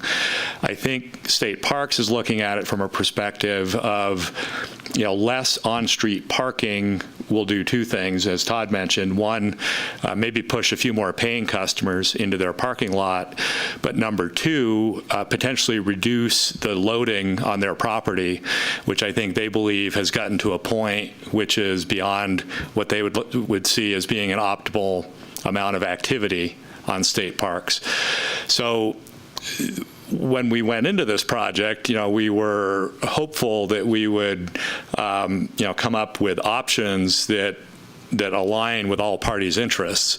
But we don't have that here, and I don't see us ending up in that place because we've got the broad community interest and the non-motorized population or users' interests of minimizing this conflict with pedestrians and pedestrians walking in the bike lane or in the travel lane, cyclists being obstructed from using the pedestrian lane. So if you get rid of all the parking, then that's a cheap solution that solves that conflict issue, but is in direct contrast with what one of the adjacent property owners would like to see. You could put in partial parking that's parallel, but that reduces supply. So I could keep going down this rabbit hole, but the point I'm trying to make is when we ultimately come to a point of making a final decision on a project here, not all parties are likely to be in complete alignment with what the best option is because of these different interests that exist. So what we're trying to do is, with the first study that was done, we had hoped we might come to a place where all parties' interests are aligned, and then there's one option, we move forward with it, and we don't have to make some of these tough choices. It's not looking like it's going to play out that way, so I just want you to be aware of that. And then that's also going to play into a conversation about funding responsibility. So as a recent example, in the Pioneer Commerce Center, we had concerns from the cycling community about vehicles parked in the bike lane. So over in front of Full Belly Deli between 11 and 2 in the afternoon, there would be people parked in the bike lane going to Full Belly Deli for a quick trip, grab a sandwich, and then head back out. So in that example, we met with the property owner out there and said, hey, we've got this issue. The easy solution from a town perspective is to prohibit parking and enforce it on the front of the property, which would then force more people to park on site, and there was adequate on-site parking. There was concern by the property owner in terms of loss of convenience. So in that example, what happened is the property owner basically put the money together to modify the street and create on-street parking on that stretch of the roadway. So then it basically moved the overflow parking that was happening on the street into a place that was better designed for it to happen on the street. So as Todd mentioned earlier, some of the comments we've gotten from the Tahoe Honor Association are related to, well, gee, why would, there's a certain amount of vehicles that can park there now. We think it's inappropriate to use TSSA 1 funds, which originate from within the association, but they don't go to the association, they come to the town. It's just the same property ownership base that pays into that. So, there's another policy issue there. I think if you were to take the Pioneer Commerce Center example and apply it here, there's a relatively cheap solution to this conflict between pedestrians and bicyclists and cars, and it would be to eliminate the overflow parking from the street, which could be done fairly inexpensively. But then again, that one property that is generating the spillover parking is concerned about that. So I'm rambling on a bit, but I think this notion of why would you use TSSA 1 dollars to simply maintain an existing amount of parking, or maybe even reduce it slightly, from town staff's perspective, the reason you would do that is to not lose that parking entirely, because I'm not sure that the town general fund could justify building spillover parking for an adjacent parcel that doesn't have adequate on-site parking. So I wanted to frame that issue up. So as you're thinking about this now and in the future, that's a bit more top of mind. And then, as a point of order, as we deliberate and ask questions, are you looking for us to come up with one or two preferred alternatives at this point, or you guys will do that internally, or you'll bring it back at some point? You're just looking for feedback and questions tonight, no action, or there is an action, you want to do an RFP, I'm sorry, but you don't want us to start ranking alternatives at this point. Yeah, any input that council members have on the different options is welcome.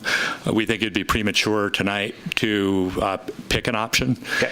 And we wanted to accomplish two things. One, introduce you to the findings that we've got so far, give you a brief summary of what we see next in terms of our decision making, and then make sure that you're comfortable that we're on a reasonable path here. Great. Thanks, Dan, and thank you, Todd, as well. Very interesting. I have a lot of questions. I'm sure you guys probably do too. So let's start with questions, and then we'll go to public comment. Do you want to start this time, if you're ready, Councilmember Tierman? Yes. The notion of back-in angled parking is not that common. Certainly not common around here. I don't think even common in the United States. How do you educate? How would you anticipate educating people on how to use that and do it properly? I mean, it seems like someone perhaps heading west, if I'm thinking about this correctly, might just cross over the street and park, thinking that that's, a head-in parking spot. So just curious what your thoughts are on that as a first question. I think we would have to, if that was the preferred option, we would have to have some type of outreach where we, it might be some information that's passed out to, say Tahoe Honor members, the Honor Memorial visitors, that kind of thing, maybe something on the town's website. And then possibly some signage, just, I hate to sign it to death. Obviously, we're very conscientious about how much signage we put out there, but at least initially, maybe some temporary signage until people get used to it, and then maybe we could scale back. Just my initial thoughts, but we would have to, go through a design process, and if that was the option, and we would probably consult with our consulting team, whoever we pick, to see what kind of ideas they had. Okay. Can we stay on that one for a quick second? And would there be any road modifications with that? So down in Bridgeport, I go down there all the time. They do have robust signage. Literally every other parking spot is signed to make people aware of it. But they also have, they shrunk their road down. So they were a 5-lane, 2 lanes in each direction with a center turn lane. So they had 5 lanes plus a parking lane. So they probably had, I don't even know what that adds up to, they got a lot more space to make that work. I mean, are we looking at a road mod over there? Because otherwise you're going to be backing people up for a long time, and then they're just going to cruise around. I think we're going to do a survey as part of the RFP, if that's approved, to figure out where the right-of-way boundary is, and then see how much width we have out there, and then evaluate it at that time. And maybe we figure out that the back end just won't work. I mean, just it depends on the. Right, but the answer is yes. We would have to add significant pavement, where people are parking in the dirt would need to get converted to pavement, and then in all likelihood you'd put a curb gutter and a sidewalk on the non-street side of that, so that pedestrians now have a place to walk other than the bike lane. They could have a sidewalk that's on the back side of the parking, and yeah, it would be a significant amount of additional pavement and concrete to accomplish that. Thank you.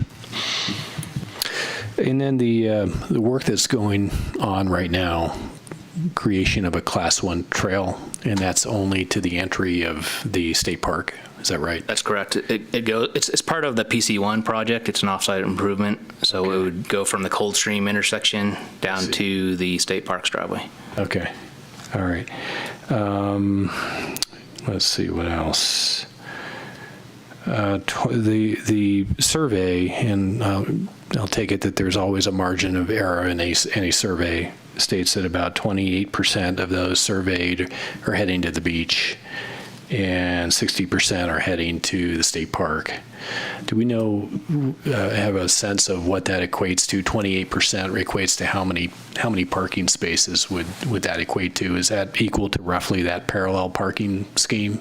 Well, I think there was in that one count they had 324 parkers, so 324. But that included the on-site parking, so. Right, so that's 91. So I'm not sure if that's 91 vehicles. I'm not sure how many people that would be. Just as a. So 91 vehicles equates to the 28%. Right. If you just count by vehicles. Yeah. Okay. All right. I think that's all I had for now. And just for schedule-wise, just for everybody, sorry, I didn't even realize it was 10 after 7. We'll do council questions, and we'll do any public comment, and then we'll take a short 5-minute break before we go into deliberation. Councilmember Abrams. Thank you. I just have a couple of quick questions, and one I might have missed this, but in looking potentially at parallel parking, right now, if you parallel park along the side of the Donner Pass Road by the lake, there's no markings to say here's how much space each car should have. And I think when people end up leaving generous amounts of space in front of or behind other vehicles, you end up losing kind of that efficiency. So is that one of the, definitions of parallel parking includes the specific paint on the concrete saying here's how many cars fit? It would be a formal paved with striping, and typically they're a 22-foot long space with 9 feet wide. That's your typical parallel space dimension. Has there been any consideration around charging for parking to be able to visit the lake? I think initially we thought about that as an option, and then it would be something where we're talking about 2 or 3 months a year, and then what do we do, the rest of the year? Is it something worth pursuing or not? So, I think it's something we should keep open for consideration, because that could help to drive behavior as well. So if, for instance, we've got this existing issue of, park on the street so you don't have to pay to stay at the state parks. If it's like, well, I got to pay to be on the street or in the state park parking lot, it may encourage folks to, some of that spillover parking, to move into the state parks parking lot if we've got similar price points. So I do think that's something we should keep in consideration. Okay. And then I don't know if this is a question or more of a brainstorm to be used later, but I know that if and when I need to drive to the lake, oftentimes it's to bring a paddleboard or to bring a kayak. Even the photo we saw had the person with the giant paddleboard. What about potentially having a place where you can drop a paddleboard and then go put your car somewhere else and ride your bike out, or store a paddleboard for the season, or something to kind of help reduce that regular traffic for people who are really just transporting their toys to be using on the water, and that's why they're driving, when they could just as easily ride a bicycle if they didn't need to transport something too bulky. It could be like a loading zone or something with a time limit on it or something. Yeah, something like that. Or, if you have people, I don't know, on vacation for a week, then they can rent a paddleboard or kayak kind of storage space, rent it by the week, so that then they can ride their bike every day and go to that same area and get their kayak or paddleboard, as opposed to having to battle. I don't know, it's just trying to brainstorm. No, those are good comments, so I'm going to note them down. Yeah, and those would be, in all likelihood, something we would need to coordinate with state parks, or see what, as the likely landowner for a facility like that, and see what their temperature would be for that kind of a use there. Tahoe Donner does currently offer that type of service, but obviously just for their members. So, I mean, the popularity of that service has already been established. I think it's a great idea. Right. Or, I don't know exactly how that might look. It works well in Tahoe Vista. They have it's at the Tahoe Vista recreation area. There's 4 temporary parking spots. There's permanent storage. There's a concession, and you park away. Right. So something. It works. It works well. Beneficial. Yeah. I forgot to mention in my presentation, there is a shuttle service that the Tahoe Donner Beach Club offers, but according to what LSC studied, it was very underutilized. So people prefer to drive themselves, and it could be because they are carrying toys and all kinds of things like that. So, Councilmember Commendatore. You were done. Well, Jessica and David stole all my questions. So I do have one question.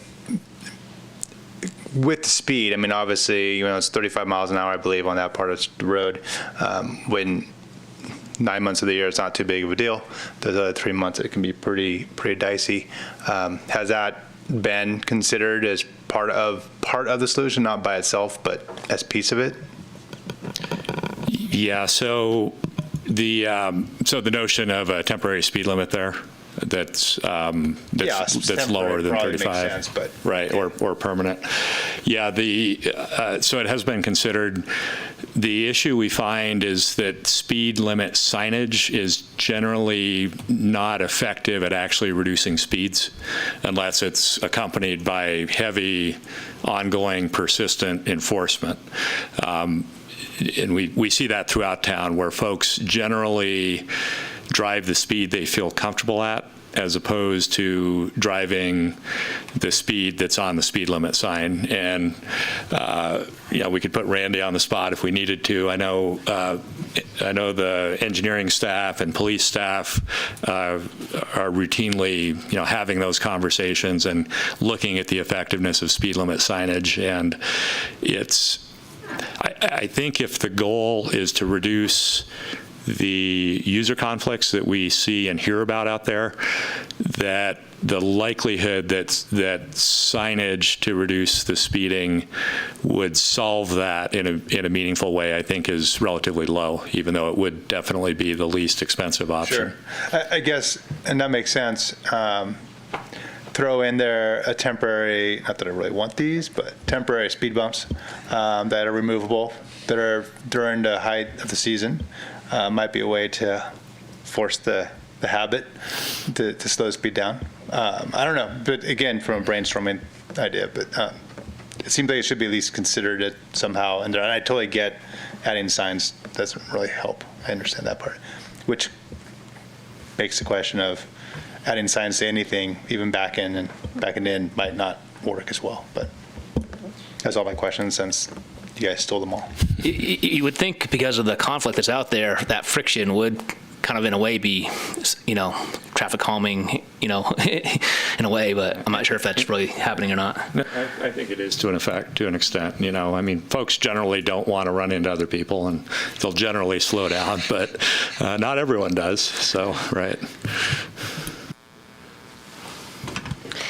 I'm actually good. Todd answered all my questions in advance, and I'll save my comments for deliberation. I just have a couple. Why in option 2, why not parallel parking the length that you have it in option 4?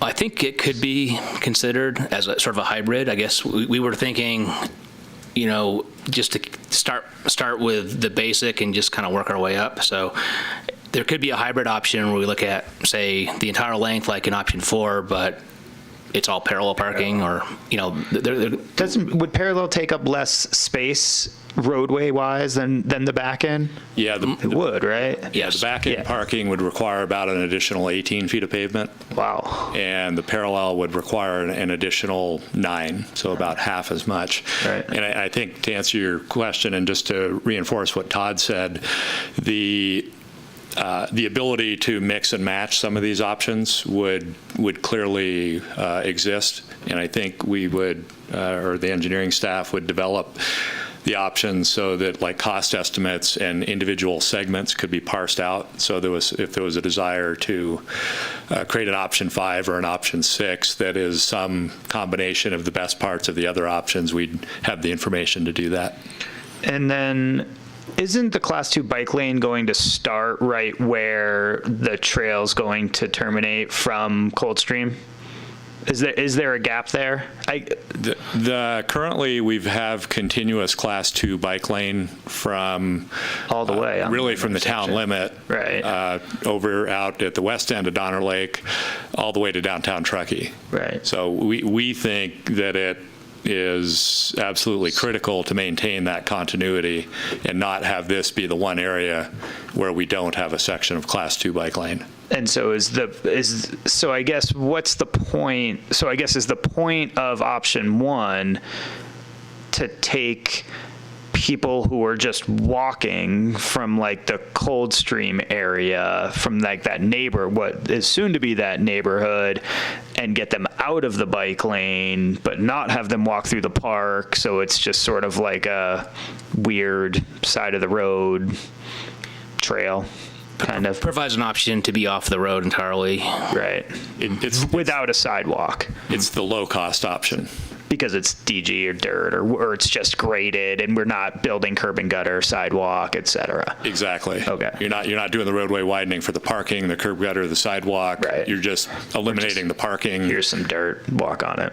Yeah. Yeah. Well, it would probably be a paved trail. It'd be paved. Yeah. Okay. But even that, you could just do the row of boulders without the trail. This goes into that mix. If we really wanted to do a low cost option and just prohibit the parking there, you would have that existing dirt shoulder that's out there. Do something with it. To walk on. The thinking was, continue the trail at least to the beach club. I was just wondering what the thing, where's the closest transit shelter to this whole area? The closest transit shelter will be in the PC1 project, the Coldstream project. And then the next stop is west end of Donner. Yeah. Now, in terms of transit stops, there's a transit stop, I believe, right across the driveway from Tahoe Donner. Yeah, from the beaches over there. There's no shelter there. And generally, transit shelters are more important in the winter months than the summer months, just in terms of the comfort of the user. And generally, you would want them in the location. If you're getting off the bus at a spot, it's not really important to have a transit shelter there. It's more where you're going to be waiting to catch the bus. Mm-hmm. So generally, that would be in the for the bulk of the folks, Anna and the residents of Donner Lake accepted, the bulk of the population of Truckee is to the east. So most of the traffic coming to and from the beach club and the state park is to and from the east. So if we were going to add a transit shelter, I think the logical side of the road to do it on would be on the south side of the road, which is where you're going to have a higher likelihood of people waiting to catch a bus. Right. Yeah. And then my last question is more of a hypothesis, but my guess is the transit solution wasn't deemed very popular because there's ample parking.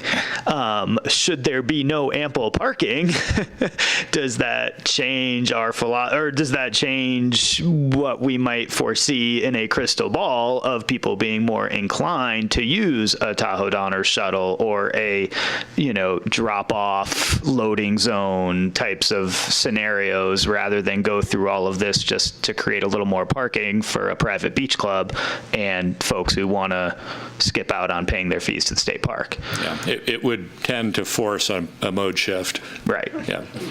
And maybe ample bike parking in said loading zone and things like that might prove to be much more effective. Right. Yeah. Okay. Any other questions? Let's go to public comment quickly. We do have one. Let's open public comment. Good evening, Mayor and members of the Town Council. My name is Jennifer Jennings. I'm a Tahoe Donner resident and a former Tahoe Donner board member. I am commenting on item 7.2. I strongly oppose the staff's recommendation in item 7.2 to use TSSA-1 funds for further study of the Donner Lake East End parking problems. TSSA-1 funds are a special tax collected from Tahoe Donner properties. Every year, the town staff presents a list of proposed uses of the funds to the Tahoe Donner Board. This April, the Tahoe Donner Board heard the results of the $100,000 study of parking adjacent to the state park in the Tahoe Donner Marina. This study was funded with TSSA-1 money. The survey in the study showed that at most 30% of the shoulder parkers were going to the Tahoe Donner Marina. The Tahoe Donner Board came to two conclusions after reviewing the study. First, state parks' participation in solving the parking problem is essential to any progress. Second, Tahoe Donner TSSA-1 funds should not be the only source of funds to solve the problem. In May, the Tahoe Donner Board unanimously approved a letter to the council that states that until state parks can be brought into the discussion, no further TSSA-1 funds should be used, and that in any case, TSSA-1 funds should only be used in proportion to the impact caused by Tahoe Donner. The proposed action today completely ignores the unanimous views of the Tahoe Donner Board and the authorized uses of TSSA-1 funds. Staff is now proposing that $115,000 of TSSA-1 funds be used for a solution that was not developed by the earlier $100,000 study. And further, they're recommending that the $1 million of TSSA-1 funds be used to construct the project. The staff report states that the new solution was favorable to TDA staff. However, there has been no further Tahoe Donner Board public discussion since the May 2020 approval of the board's TSSA-1 letter to the council. I believe that using TSSA-1 funds for this project is inappropriate, especially given the Tahoe Donner Board's position. If this project is an important priority for the town, another source of funding should be used, perhaps transit occupancy tax. Please reserve Tahoe Donner's TSSA-1 funds for something that would really benefit Tahoe Donner residents, such as another way out of our neighborhood in the case of a fire. Thank you and good evening. Thank you, Jennifer. That's it for public comment. Great. Thanks, Sarah. Let's close public comment and take a 5-minute break, and we will reconvene. We'll take a 7-minute break. We'll reconvene at 7:30 on the dot. Thank you.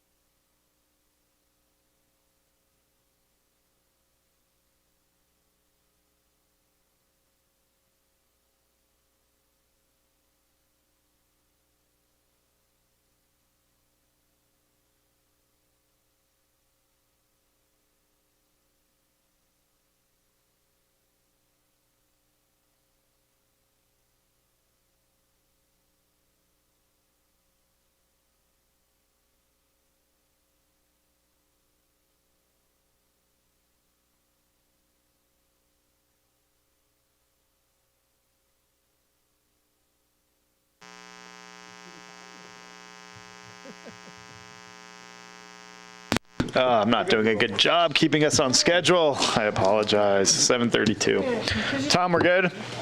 Yep. Okay. We are back in session.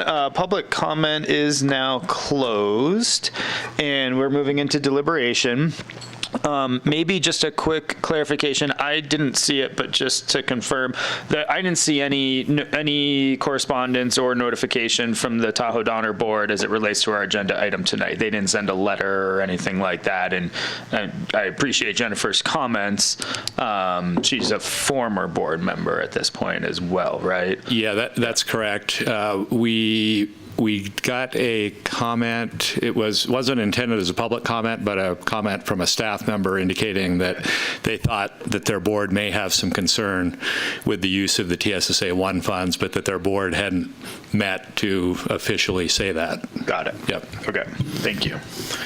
Okay. Does anybody want to start on deliberation? Anybody have any comments? I just actually had a question. Yeah. Not ready to deliberate yet. Okay. But ask your question. Can we answer Jennifer Jennings' question? She's contending that the funds for this $115,000 would be coming from the TSSA 1. TSSA 1. Is that correct? Yes. Okay. Yeah, and so just a couple of clarifications. She had referenced a $100,000 study that had already been done. I'm not sure what's being referenced there. The study that was included partially in your staff report tonight, that was a $25,000 effort that was funded out of the TSSA 1 account. I'm not aware of any other expenditures out of the TSSA 1 account for this project. And then I had mentioned in some of the wrap-up comments to Todd's presentation that this question of is this an appropriate use of the TSSA 1 funds has come up and will continue to if we move into a construction phase on a project. So again, and I understand that the Tahoe Donner folks don't fully agree, or maybe at all agree, with town staff's recommendation on this. One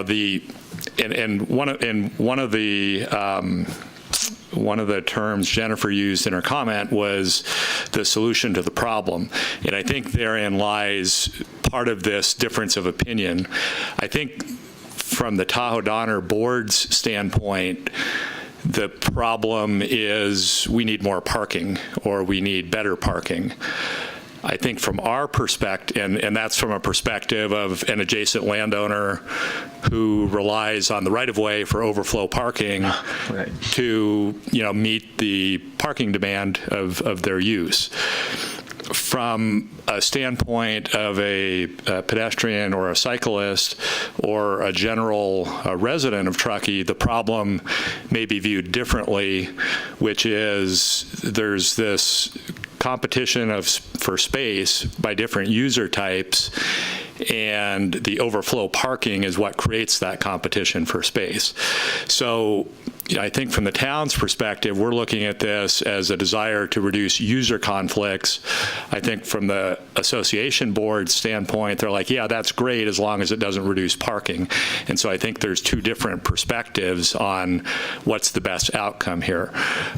We had hoped there could be an outcome that, again, that worked well to meet all parties' interests. So for instance, if you could take the overflow parking of 150-ish spaces happening on the right-of-way, build a parking lot, State Parks is really the only landowner that has the land available, and then prohibit parking on the street, move it into an on-site parking lot.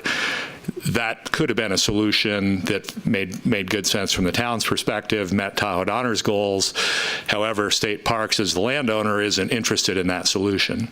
So again, I'm kind of rambling a bit, but it gets into this, the different perspectives on what the problem is, and then therefore what's the best solution. So, from a narrow-minded, we just want to eliminate conflict, it would be pretty inexpensive and require virtually no engineering to simply prohibit parking up through there. that's why, in town staff's perspective, if we're going to spend money on engineering to figure out how to maintain and just improve the layout of parking there, we think there is some rationale to use the TSSA 1 funds to accomplish that, because it's accomplishing some of the goals that we're hearing from the same homeowners association that the funds are generated from, which is to minimize loss of parking, especially immediately adjacent to their property. So I just offer that as a kind of a comment. Can I ask a question to that comment? Did you, when with the state and not interested in the parking because they want to collect on their own parking, if that additional parking or to expand their parking at a paid parking, would they have then been interested? What we heard from them was no. And I think some of it has to do with they have a desire to actually kind of reduce the loading on their property. There's also what we're told is some sensitive archaeological areas in the same areas where parking would potentially be expanded that they have concerns with losing from a environmental resource standpoint. I have one other question, not about that. Mary had mentioned 30%, and I'm trying to remember what the study had found, or just by the survey, what the percentage was. It was 28%, is what the survey said. Mm-hmm. That were using their property. Right. Oh, no, yeah.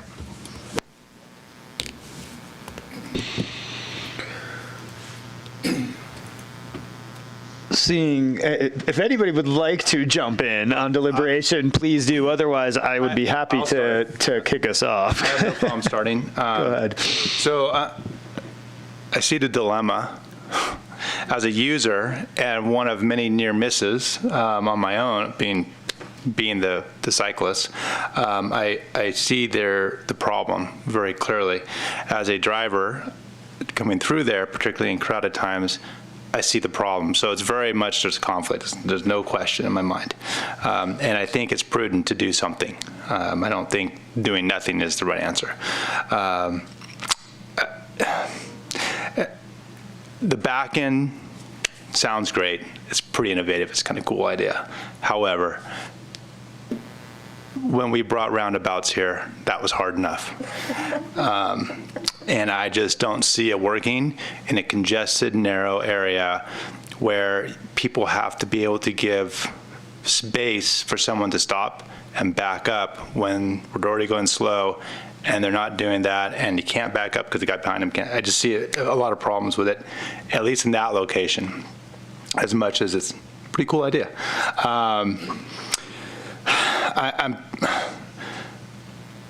I struggle, to Mary's point, I struggle with the TSSA 1 funds partially, not because, well, here's what I like about them. You have a private club who is benefiting, and they want to retain parking. So they've created part of the problem. They should participate in part of the solution. Absolutely. It's very clear. That means funds from them should be part of it. Because if their answer is don't get rid of any parking, but don't fix something and use our funds, that doesn't jive with me. I don't get that. So as a private business, they need to participate. So I guess where I'm kind of landing on this whole thing is maybe there is a simple way, and maybe it is, it's so simple just to throw a bunch of rocks up and say sorry, but I'm not sure that's the best answer for the rest of Truckee, because using that 28%, if that's the number using the private club, that means 70% are using something else that may or may not be Truckee residents. And I know a lot of people have used that dog beach for many, many, many years. People have parked there to use whether overflow parking or whatever for the state park. But it's been a nice feature for Truckee residents to have, to be able to do that, to use that part of the lake, because the lake, although there's a lot of piers, there's not a lot of parking anywhere else around that lake, and there's not a lot of easy access in a lot of parts. So I'm kind of not really interested in my feeling not to close the whole thing down and eliminate parking. But maybe doing one of the modified versions, maybe parallel parking seems to make sense. It's kind of good balance. It's not perfect, even as a cyclist. Car doors open, people still don't always look, even though they say they do. I think that's kind of where I'm kind of landing. I like the idea, and as far as supporting and moving forward with something, I think is probably the right thing. I just don't know how comfortable I feel with saying it all should be on Tahoe Donner's TSSA one funds or some other hybrid version of that. I'm struggling with that a little bit, but definitely they have some skin in the game and they should participate. So. Can I summarize your comments really quickly? Sure. Some parking, keep a balance, potentially some split in the TSSA funds. Yes, that's generally speaking. I'm just going to try to capture everybody just so I can see where we're all ending up. Right now, I might change by the time the other four. That's totally fine. I'm just trying to capture everybody in like 2 bullets. Ready, go. I'll summarize for you. Okay. Well, first of all, we did receive robust comments. I think we, as the town, have a great opportunity here to both improve an area for locals and an area that's an attraction to our community. So I think this is great. I'm really grateful to staff for bringing this forward, and I'm also really impressed with the wide variety of the options that staff brought forward. I'm very willing to have you move forward in investigating all of those options. I think it would be good for the community to see a robust investigation and analysis of each of those. That being said, I just really want to say how impressed I am that the consideration of eliminating the parking, I think that would be a really bold move towards placing a stake in our commitment for saying, no, we really want to reevaluate how we treat and approach and utilize our resources here. I'm not saying that that's the one option I'm going to go for. I just really am impressed that we're willing to consider this whole range. And I love Councilmembers Abrams' ideas. I think those warrant additional investigation, so thanks for those. And the key here, I don't think we have to deliberate on this. I think we all have had personal experiences with near misses, many reported interfaces and accident, or not reported interfaces and accidents. I personally have one myself. And then the only other thing I would say, as part of this, the speed through this area is one of the safety concerns. I think you're absolutely right, Dan, that when it's really congested, the speed does go down. But because I go through that intersection 2, 4, 6, sometimes 8 times a day, I can see when it is safe or not to travel 35 or slower. I really think 35 really should be the maximum, and I think there's some other ways of trying to create that. The rest of Donner Pass Road, you created these great little pedestrian islands, and I noticed that people slow down as they come to those, so perhaps something like that. Or if we're going to do parallel parking, I've seen in other communities where they have it kind of a little bit meandering so that it's not just a straight flat road where people really literally can go 50, 60 miles an hour, and they do. So that would be my only additional idea to add to this. And I'll just plant one seed that I think the state park really has a strong stake in this. We have to be asking ourselves, how much is too much? And I think right now, we have too much parking there. We have too much access. We have too much impact on this area, and I would love to see that be balanced a little more. Oh, one last thing. I love the idea of the turnaround. People do U-turns there all the time, incredibly unsafely. It seems like at least once a year I'm stuck behind a car that got in the ditch, and so that's a great idea. I'd love to see that pursued as well. Thank you. You want your 4-bullet summary? Yes. Eliminating parking, bold, that would be option 1. Open to other options, traffic calming, yes please, and you'd like the turnaround. Yeah, and balancing the capacity. Yeah, and I just want to compliment the boldness I agree. of that I got that option. Yeah. Jessica, go. I'm pretty well aligned with what's just been said. I think something does need to be done. Leaving it as is not going to be very effective or efficient. The one thing that also stood out to me is if the state park is directly saying they want to reduce the load on the land, then why would we be adding more parking, or why would we be making parking easier if we're not wanting to be increasing or simplifying that for people? But I'm also trying to keep in mind, was that, like, every time I've been past there, the sign parking lot full has been out, and that's just been this past summer. And so these studies done in 2018 saying the parking lot's been empty, and I'm curious to see what the shifts are, where now the parking lot's really are full and there are people that are wanting and needing to be here. How can we find that balance between the people wanting to have the lake access versus, the park wanting to reduce the load on the land? So I'm open as well to looking at all of the options. I agree that a turnout is a great idea. And I'm not opposed to saying, maybe this isn't the best place to have parking. This is a great spot for a bike path, and you can ride your bike in and figure it out from there. So open to everything, and also to nothing as far as parking, but definitely taking some action. Got it. Councilmember Tierman. You going to summarize that, or balance the load, open to options? We're good.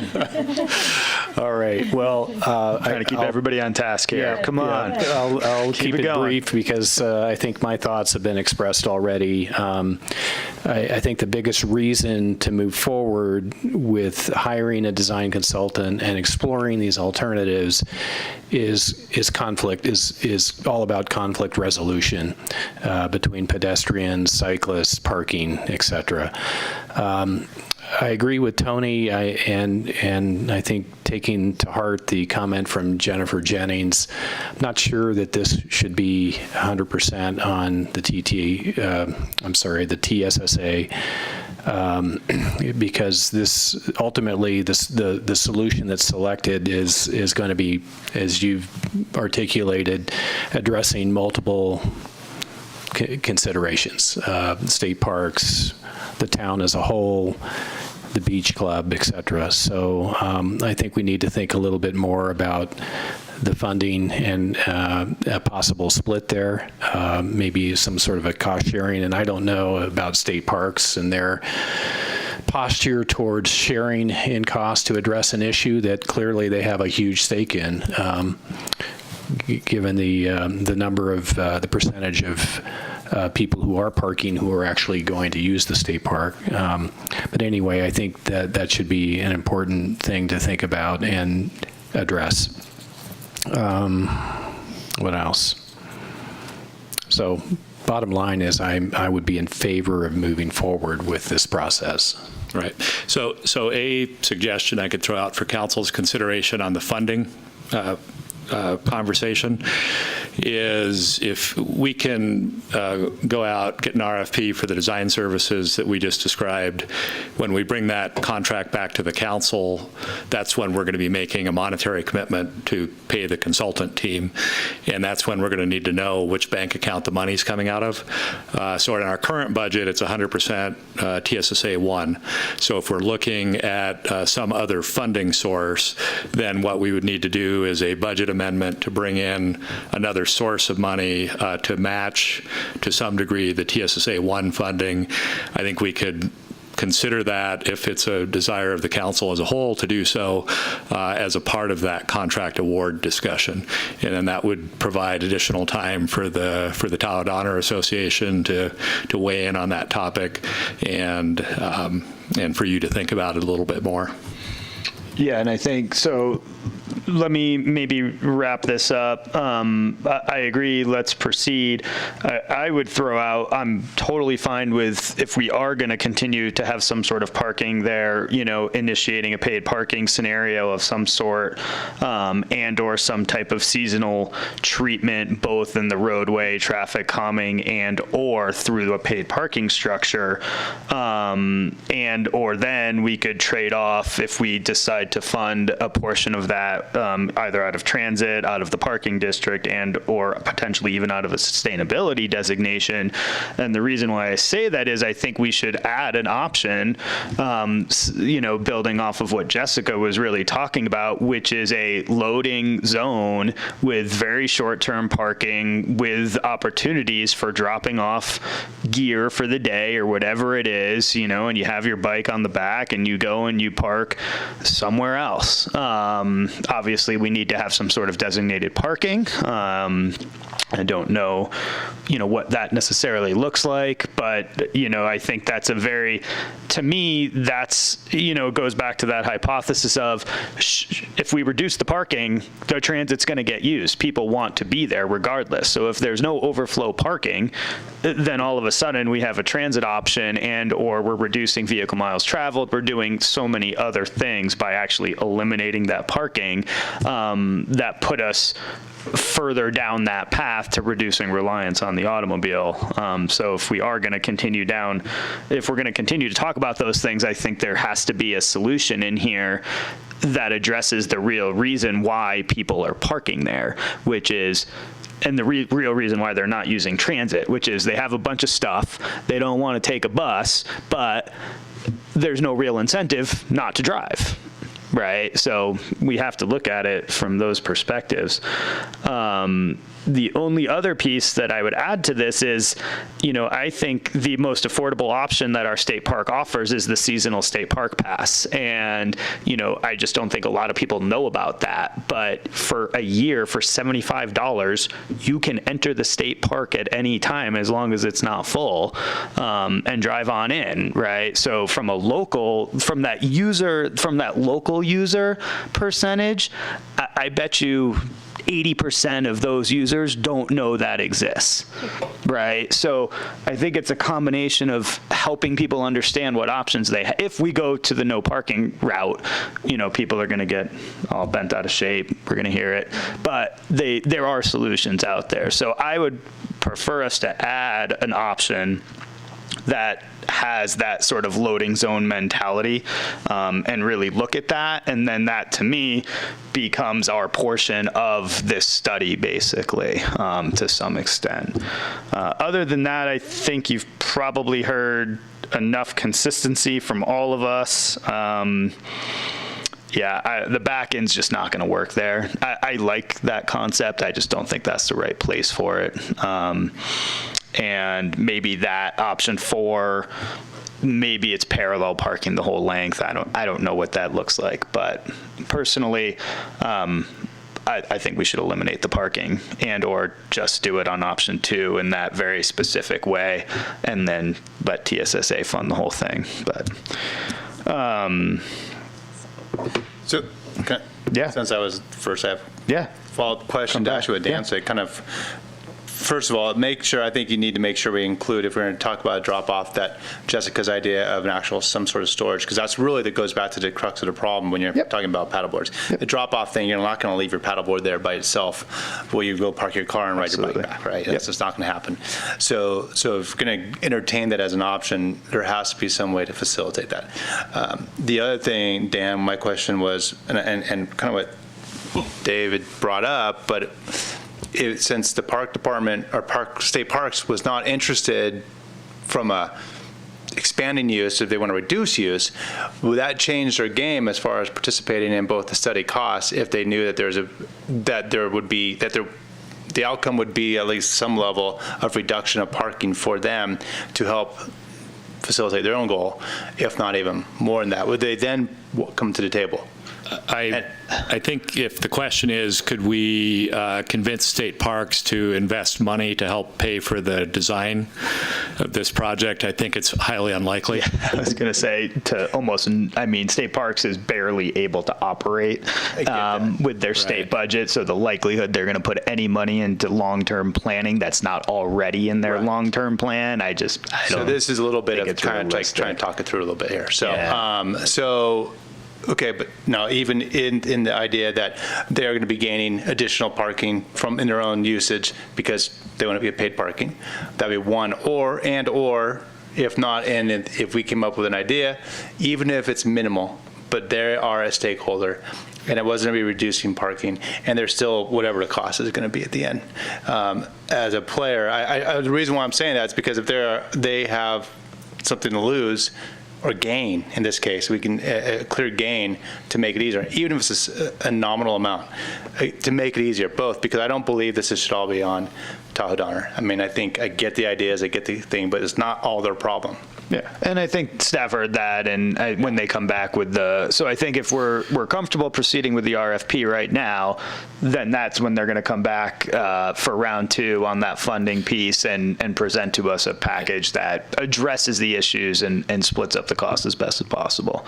Yeah, and I think to come back to Tony's question, we can have that conversation again with state parks between now and when we come back to you for a contract award related to possible funding participation.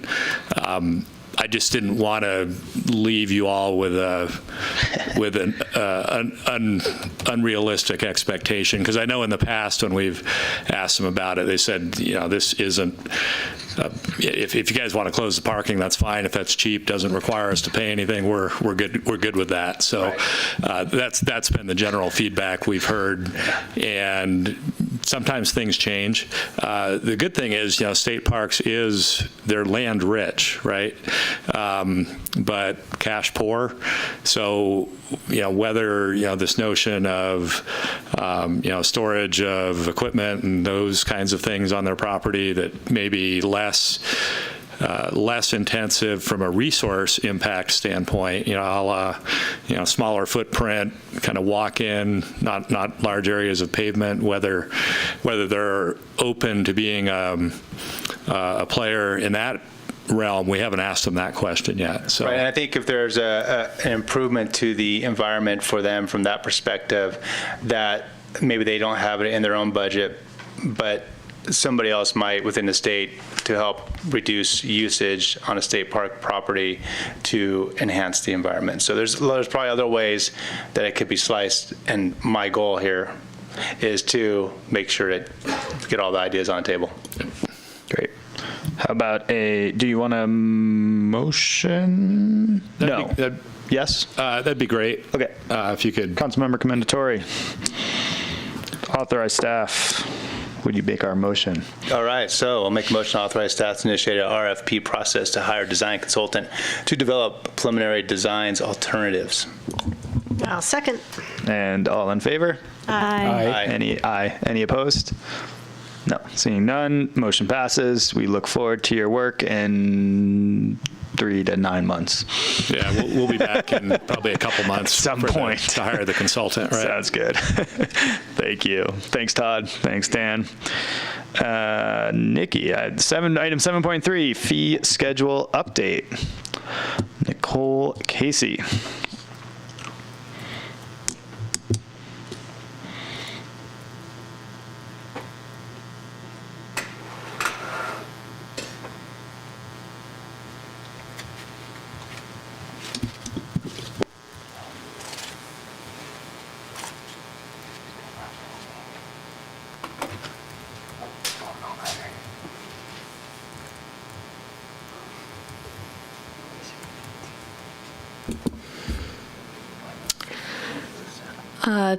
Council members, I'm here to present the annual fee schedule inflationary adjustment and update.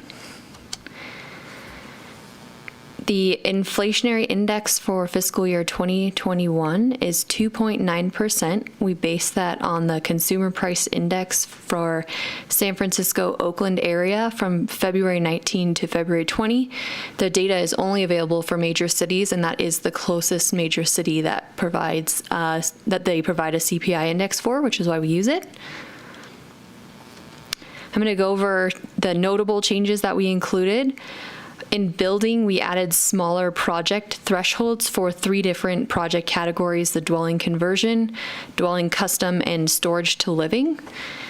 And that is to better reflect the costs associated with those smaller project sizes. The projects were jumping from 100 to 500 or 1,000 to 2,000, so we're adding a smaller threshold with a lower price point to better reflect the cost of those smaller project sizes. Building also added a resubmittal fee. This would be applied after the second resubmittal of plans. So somebody submits them, there's some issues, they resubmit them. If they need to continue resubmitting those plans, then they would apply a resubmittal fee, and that's to help ensure that we are having full cost recovery for those services. In administration, we are going to start charging, if approved, we'll start charging the staff time associated with the release of lien on transient occupancy tax liens. And that's again to help us get to that full cost recovery. And the biggest change is probably in our planning division. We're proposing to increase planning deposits by 30%. This would be the first increase that we've had on those deposit amounts since 2007. And this will help us increase application processing efficiency and reduce staff time spent on the administrative task of collecting additional deposits.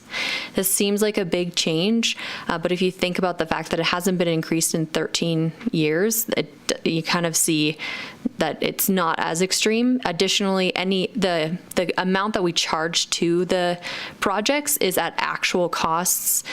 So most of the time on these bigger projects, the planning department is having to go back and ask the applicant for more money, which is causing delays in processing and adding to their administrative processing. If a portion of that deposit isn't used, it is refunded to the applicant in a timely manner following the close of the project. So there's actually no cost increase. It's just a timing difference from when we're collecting the money from the applicants. There are a few other smaller changes. We are adding the average hourly rate plus benefits for the public works special event work. It was previously charged at the actual, but that was creating some confusion because we didn't always know which exact staff person was going to be working on it. So that created some confusion around the invoices. So instead, we're just going to do an average cost of all the staff and then increase that amount by the COLA annually. We also removed the AIS boat, the aquatic invasive species boat inspection fees, because we moved to the self-inspection program, so those fees are no longer needed. And this change, the transit change, happened during the middle of the year, but it's good news and we wanted to highlight it again. The transit fixed route fares are free. So that's a change on the fee schedule as well. If approved, these fees would become effective on November 15th, and that allows the building community time to, when they bid, they get the bids for the project, then for the projects in the spring, then the fees would be applicable a little bit earlier. It is still staff's priority to complete a user fee study. The timing has been a little convoluted, trying to schedule around COVID and the general plan update and a lot of other priorities that we have going on, but we do still plan to start that process, hopefully this at the end of this fiscal year or shortly thereafter. And we did have one item that we wanted council's direction on apart from the fee study. Currently, the Planning Commission, the appeals for council and Planning Commission on planning applications is done as a set fee. This rarely covers the full cost of the appeal process, and staff would like direction on whether or not they should explore what a deposit would look like, an actual cost would look like, and then bring that back as a separate staff staff report in the future at some point. And we wanted, since it is a change in how we have been doing it, we wanted your direction on that before we explored it. And part of the impetus in us bringing this forward right now is we think that there's going to be an increase in the number of appeals as the availability of land decreases and the complexity of the issues increases. And so we want to make that change now proactively if we think that's the direction the town needs to take. So should I let them? If you guys want to talk about that now, and then we'll move to the recommendation on the other item. Well, you want us to do this separately? No, just.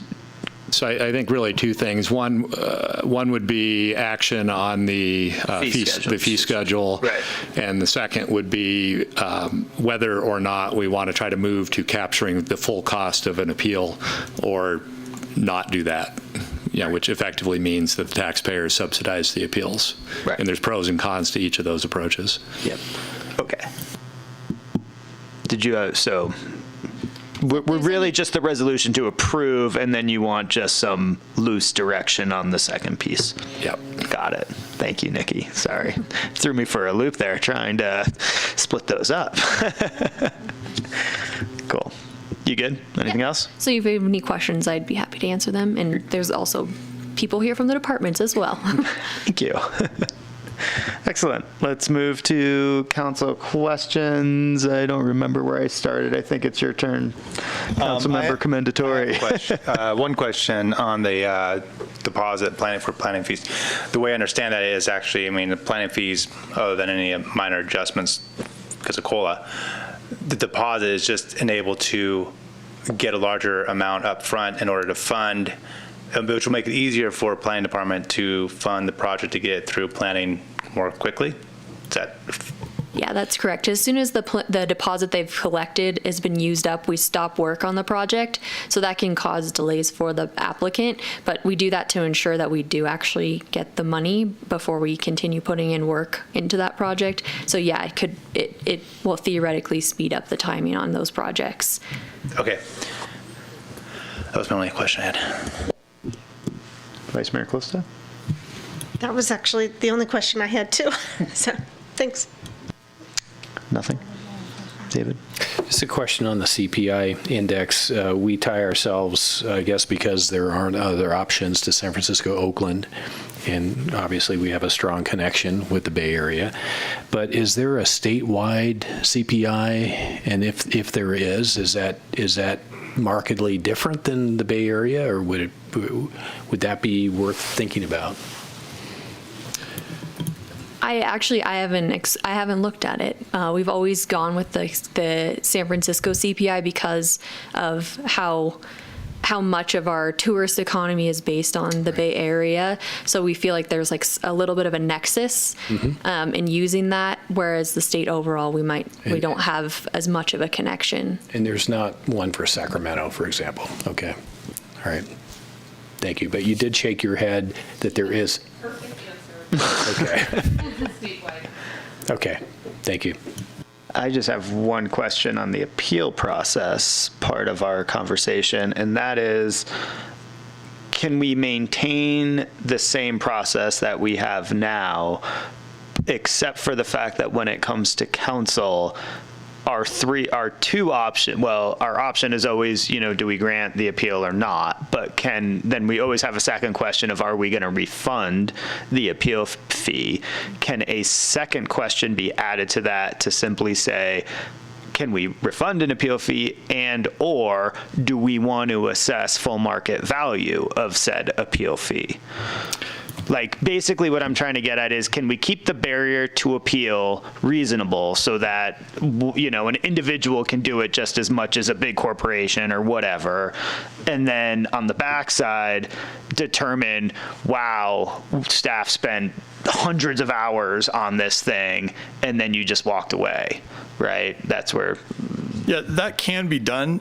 Cities generally don't do it that way because somebody who's lost their appeal isn't going to pay. Right. So the reason that cities charge the appeal fees up front is if you don't pay, your appeal doesn't go forward. So there's a strong motivation for people to pay the appeal fee. Whereas after the appeal has been concluded, if that's when you decide to make them pay more, the chances of seeing any of that money are pretty slim.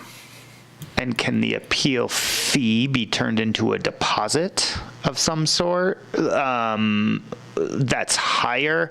I guess how do you make it? I guess my real question is, how do you make this equitable for, and am I allowed to like say specific projects right now? Or no? Well, hypotheticals might be better. I mean, okay, so hypothetically, a single neighbor chooses to appeal a big project, right, and their means are significantly less, versus an HOA that chooses to appeal a different kind of project, and we spend 200 hours preparing for said appeal, and then there's not even a hearing, for example. So where's the middle ground in that kind of spectrum or in a magnitude of fairness? So a basic principle is that you don't want the appeal fee to be based on who the appellant is. It's not right to give somebody a break because they're an individual and then charge more to somebody who might have more means. That's not typically how it works. So the fairness comes into asking people to pay for the actual cost. And I think that if the council's inclined to try to get a little bit more of the actual cost paid for, it doesn't have to be the 100%. I mean, you could set it at 75%, 50%, whatever you want to do. And there probably would be an increased deposit. And then, of course, there'd be a true up at the end. And there's some art in figuring out how much the deposit should be. But just bear in mind, money that the town does not collect up front, it's going to be hard to collect on the back end. And so what's the balance there between trying to create a process? I mean, can we simply switch to a different flat fee? Isn't our appeal fee right now $750, right? How much is it? Jenna knows. So currently, if you have a planning commission appeal, that is $681. If someone's appealing to your council, it'd be $1,019. And that's if they, so an appeal of a planning commission decision to council is 681. Is $1,019. Oh, is 1,019. I'm sorry. But just so you understand, over a third of that goes to just the cost of publishing in the Sierra Sun. Agenda. Right. I guess that's really what my question is I mean, that $1,000 definitely has not probably covered the cost even to 10% of any appeal that this council has heard in the past 5 years. Yes, I think what we're seeing are more complex appeals. Just an example, the Rayleigh's appeal, we collected $951 for that, and we were well into the 5 digits on subsidy for that the town taxpayers paid. And we don't actually know the number because we didn't track it, but I can guarantee you it was over $10,000 and probably a lot more. So if we basically just said, can you come back to us with some options? We don't have to figure it out right now. You're just saying, hey, do you want to talk about this?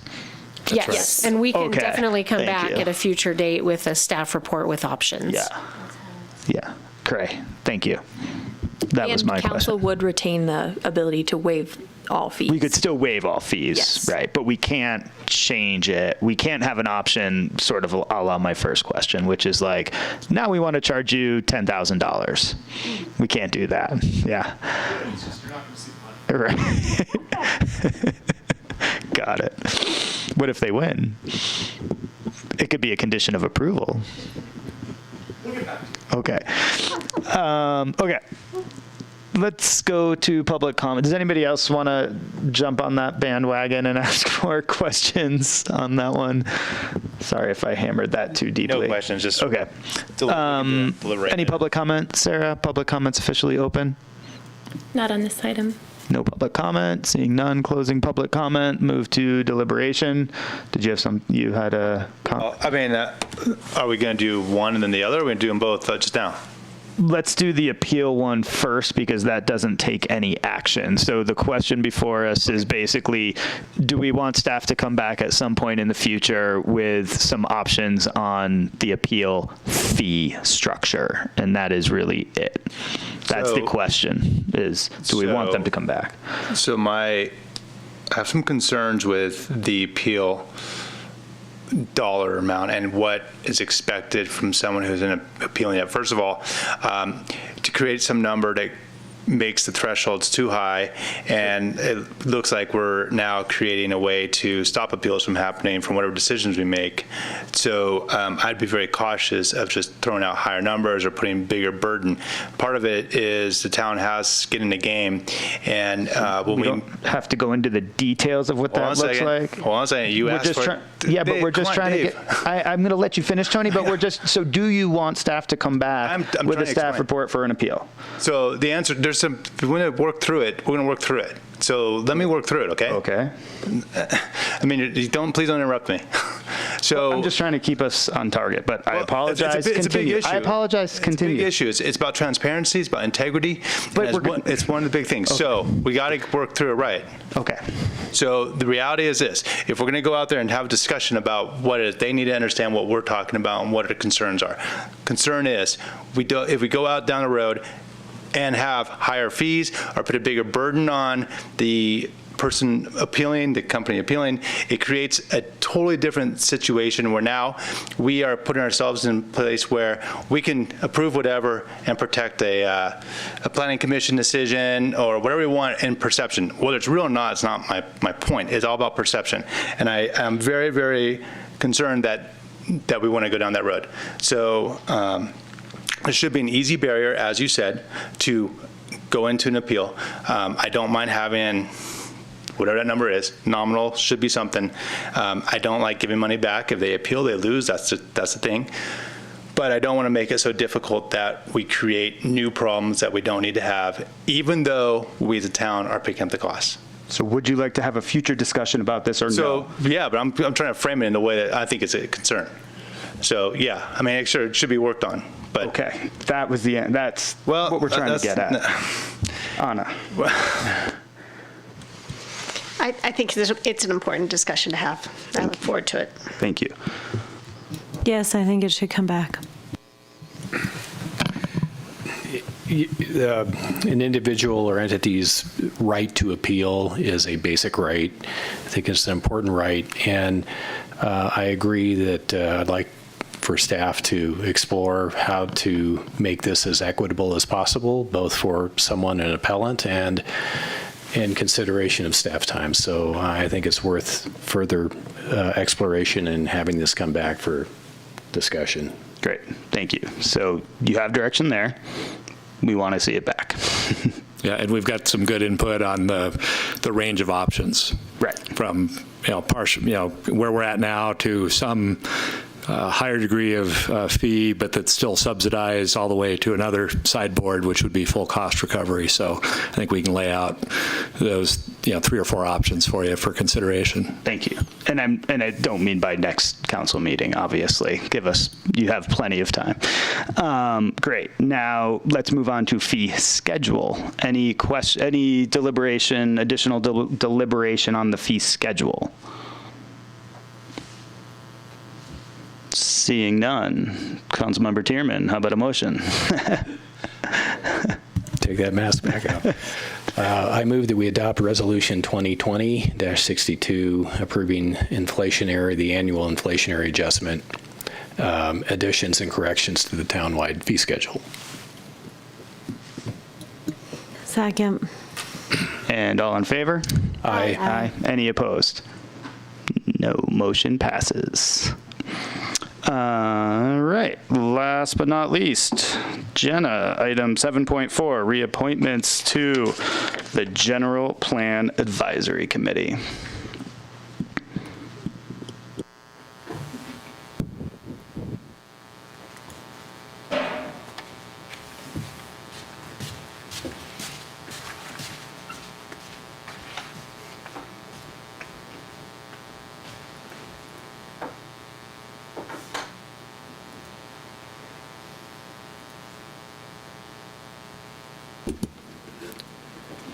Okay, thank you and good evening. This will be really quick. So I was before you about a year ago talking about something very similar. We had some vacancies on the GPAC. We have some vacancies again, so we'd like to get some direction from the council on how you'd like to backfill each of those vacancies. As I mentioned last September, you reconfigured the format of the GPAC ever so slightly, and now we have 19 people that sit on our GPAC. 2 of you are on it. As you were aware, in October, you actually appointed 2 different people to backfill. You had a developer opening and then the energy, water, sustainability rep. Both of those folks have been serving for almost a year at this point. Couple questions before you this evening. The first is, how would you like to backfill the 2 vacancies? So right now we have 1 opening for the small business representative. This is someone that represents a business with less than 5 employees, or 5 or less, I should say. Second question would be, depending on how you wish to backfill the vacancies, you have an option of forming essentially an ad hoc committee. This could be 1 council member and 1 planning commissioner. This is what we did when we initially appointed the GPAC. That would be really to go through the list of candidates that apply for both positions and then to come back and make a recommendation to the council. And then really the third action for you tonight would be to accept that our new planning commissioner, Ruth Miller, has been appointed by the Planning Commission as the Planning Commission alternate. So that's actually already happened. That happened at last month's commission meeting, and there's really no action for you to take tonight. And what will happen is once we have a recommendation for you, we'll put everyone, including Ruth, on a new resolution for the council to adopt. So as I note in my staff report, there's really 2 possibilities that you can select from. The first would be to work off of the existing 2018 list. This was generated at time of GPAC formation. It's now over 2 years old. So I raised a couple points in the staff report. You did select from this list last year. However, at that time, the list was only about a year old. At this point, we're now looking at a slightly aging list. A number of people aren't even on it. Still, they've either moved out or they're no longer interested or they're really not even eligible. Second option would be to develop a new list, and this would again just be for the 2 categories that are vacant, again, the small business owner and the homeowner at large or resident at large. The idea here is that we would update those candidate names. We would return at a future meeting once we've gone through a recruitment process. That's actually our current recommendation tonight, although we would do something like a 2-week recruitment period, recognizing that we do have these vacancies. The business vacancy has been open for quite some time, and this would be really an effort to get people in place as quickly as we can. We would do a pretty robust social media push using the 2040 website, et cetera, really trying to get the word out, leaning on individual GPAC members as well to spread the word.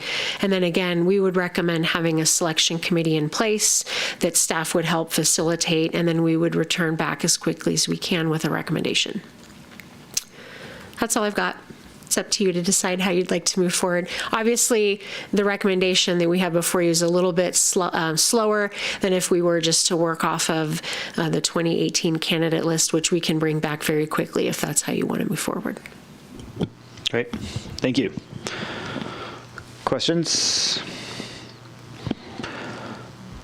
My only question is, you ask for 1 town council member to serve on a selection committee. What is composition of said selection committee? It could be just 1 council member and 1 planning commissioner. That's what we did previously, but it's totally your discretion on how you'd like that to look. Would it just be the council member that's already on the GPAC and the planning commissioner that's already on the GPAC? It could. Got it. Yeah, we would certainly reach out to our current primary planning commission representative to see if it's Jerusha, to see if she'd be willing to do it again. Got it. Great. Any other questions? No. Public comment is open.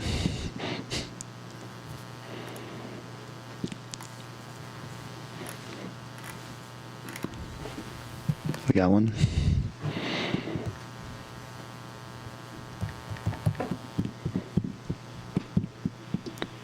Hello, council members. My name is Chelsea Walterscheid.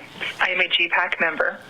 Regarding item 7.4, I support staff's recommendation to recruit new applicants to fill the 2 vacant seats on GPAC. While using the original pool of applicants from 2018 worked in the past, I believe too much time has elapsed in the 2 years and past applicants may not be up to date on the work accomplished. Additionally, I do not want to exclude an interested and qualified applicant because they did not apply during the 2018 application process. Thank you very much. Thank you, Chelsea. And that's it. That's it. Closing public comment. Anybody want to diverge from the staff recommendation in any way, or everybody comfortable with it? And if you're comfortable with it, are you currently our GPAC rep? You are. Anna and I are. You both are? Yeah. Oh, good. Okay. Well, yeah, are we both council? I think it's Or- that you're the. Anna's the alternate. Technically the alternate. Yeah, Oh, okay. and David, you're the primary. Oh, okay. Thank you for clarifying that. But should know alternates that. are welcome, obviously, to attend all of our meetings if they so choose. Okay, well, Anna has attended all of our meetings, so that's therein lies the confusion. I just wanted to comment on the 2018 list. We had, I think, 50 or so, maybe even slightly over 50 applicants for roughly 20 positions. So it, I think, was unexpected at the time and encouraging as well. So on the one hand, I think it'd be very easy to go back and find some suitable candidates from that list. Certainly be shorter. But I think on the other hand, Chelsea makes a great point, and staff, you're making a great point that maybe time with 2 years that have lapsed to go back and refresh and see what interest there might be in the community. So I don't have strong feeling either way, but I think I'm okay with this recommendation. I agree, and I would also say that if anyone who had submitted an application in 2018, is there a way to say, hey, if you're still interested, you can use the same application that you previously submitted, so they don't have to go through it all again, but just let us know, and then we'll include you in the process this time so that we can kind of maintain those prior people as well as welcoming potential new applicants. Yeah. We can very, very easily reach out to each of the initial applicants to let them know.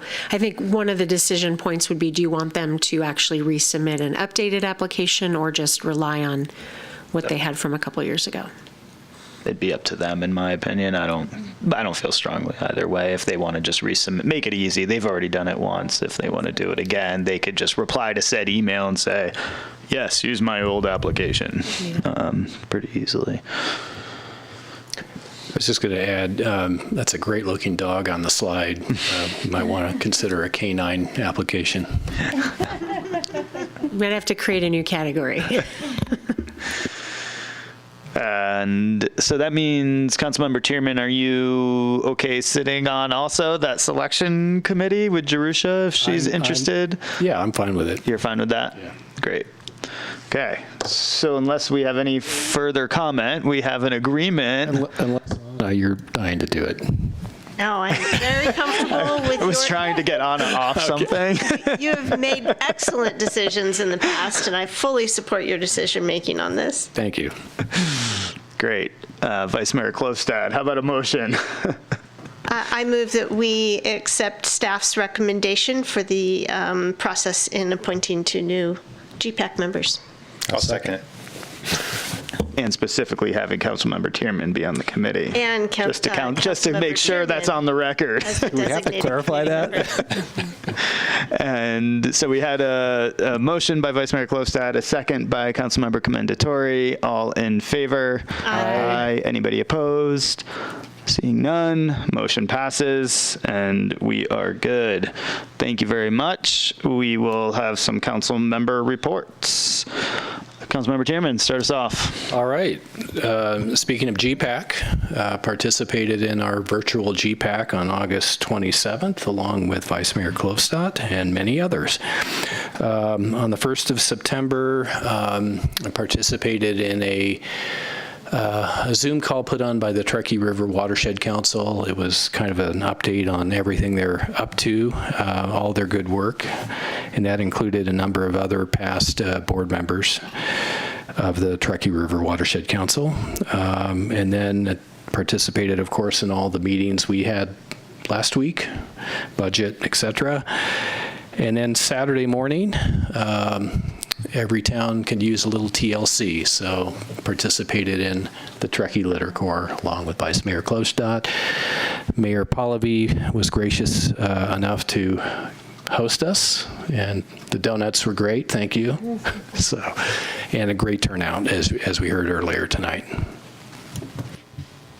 I think I just did the same meetings that we all did, the budget meeting and the town manager interview process meeting. Councilmember Commendatore. Yeah, I was looking at my list. Same meetings, apparently. I think we also had a COVID meeting there somewhere, if I remember correctly, last week, maybe? I don't know. Yeah, same set of group meetings. And I think, interestingly enough, maybe because I have the shortest tenure on here, but interesting, a lot of variety of candidates have been reaching out to me, just kind of picking my brain from my view and what I've seen, and it's been kind of, actually, I've enjoyed it. It's been a fun experience doing it from a different, giving my view of how things have worked out, so. Vice Mayor Klofstad. Yeah, it is interesting having such a wide variety of candidates coming forward, huh? I'm enjoying a few conversations here and there with them as well. One other one that we both participated in, Councilmember Tierman, was the Truckee Library discussion with Kathleen Egan and Louise Zabrinski. That was very informative, very interesting, very exciting. I also last week was a guest to Truckee Rotary. That was such an honor. What an engaged group of leaders of our community. Enjoyed the Truckee Litter Corps cleanup and the great hosting from Tahoe Mountain Sports. The GPAC I was so excited to get that going again. It just was so great to see everybody there and actually get engaged and make some progress again. I met with the Planning Commissioner, Ruth Hall, right? No, I'm sorry, no, Ruth Miller, yeah. What great appointment. I'm very impressed with her. She's got some great ideas. And then lastly, I had to give myself a little shot of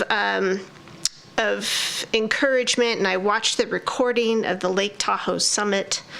I encourage everybody to do that. It was very inspiring, gave me a little lift over the weekend, so.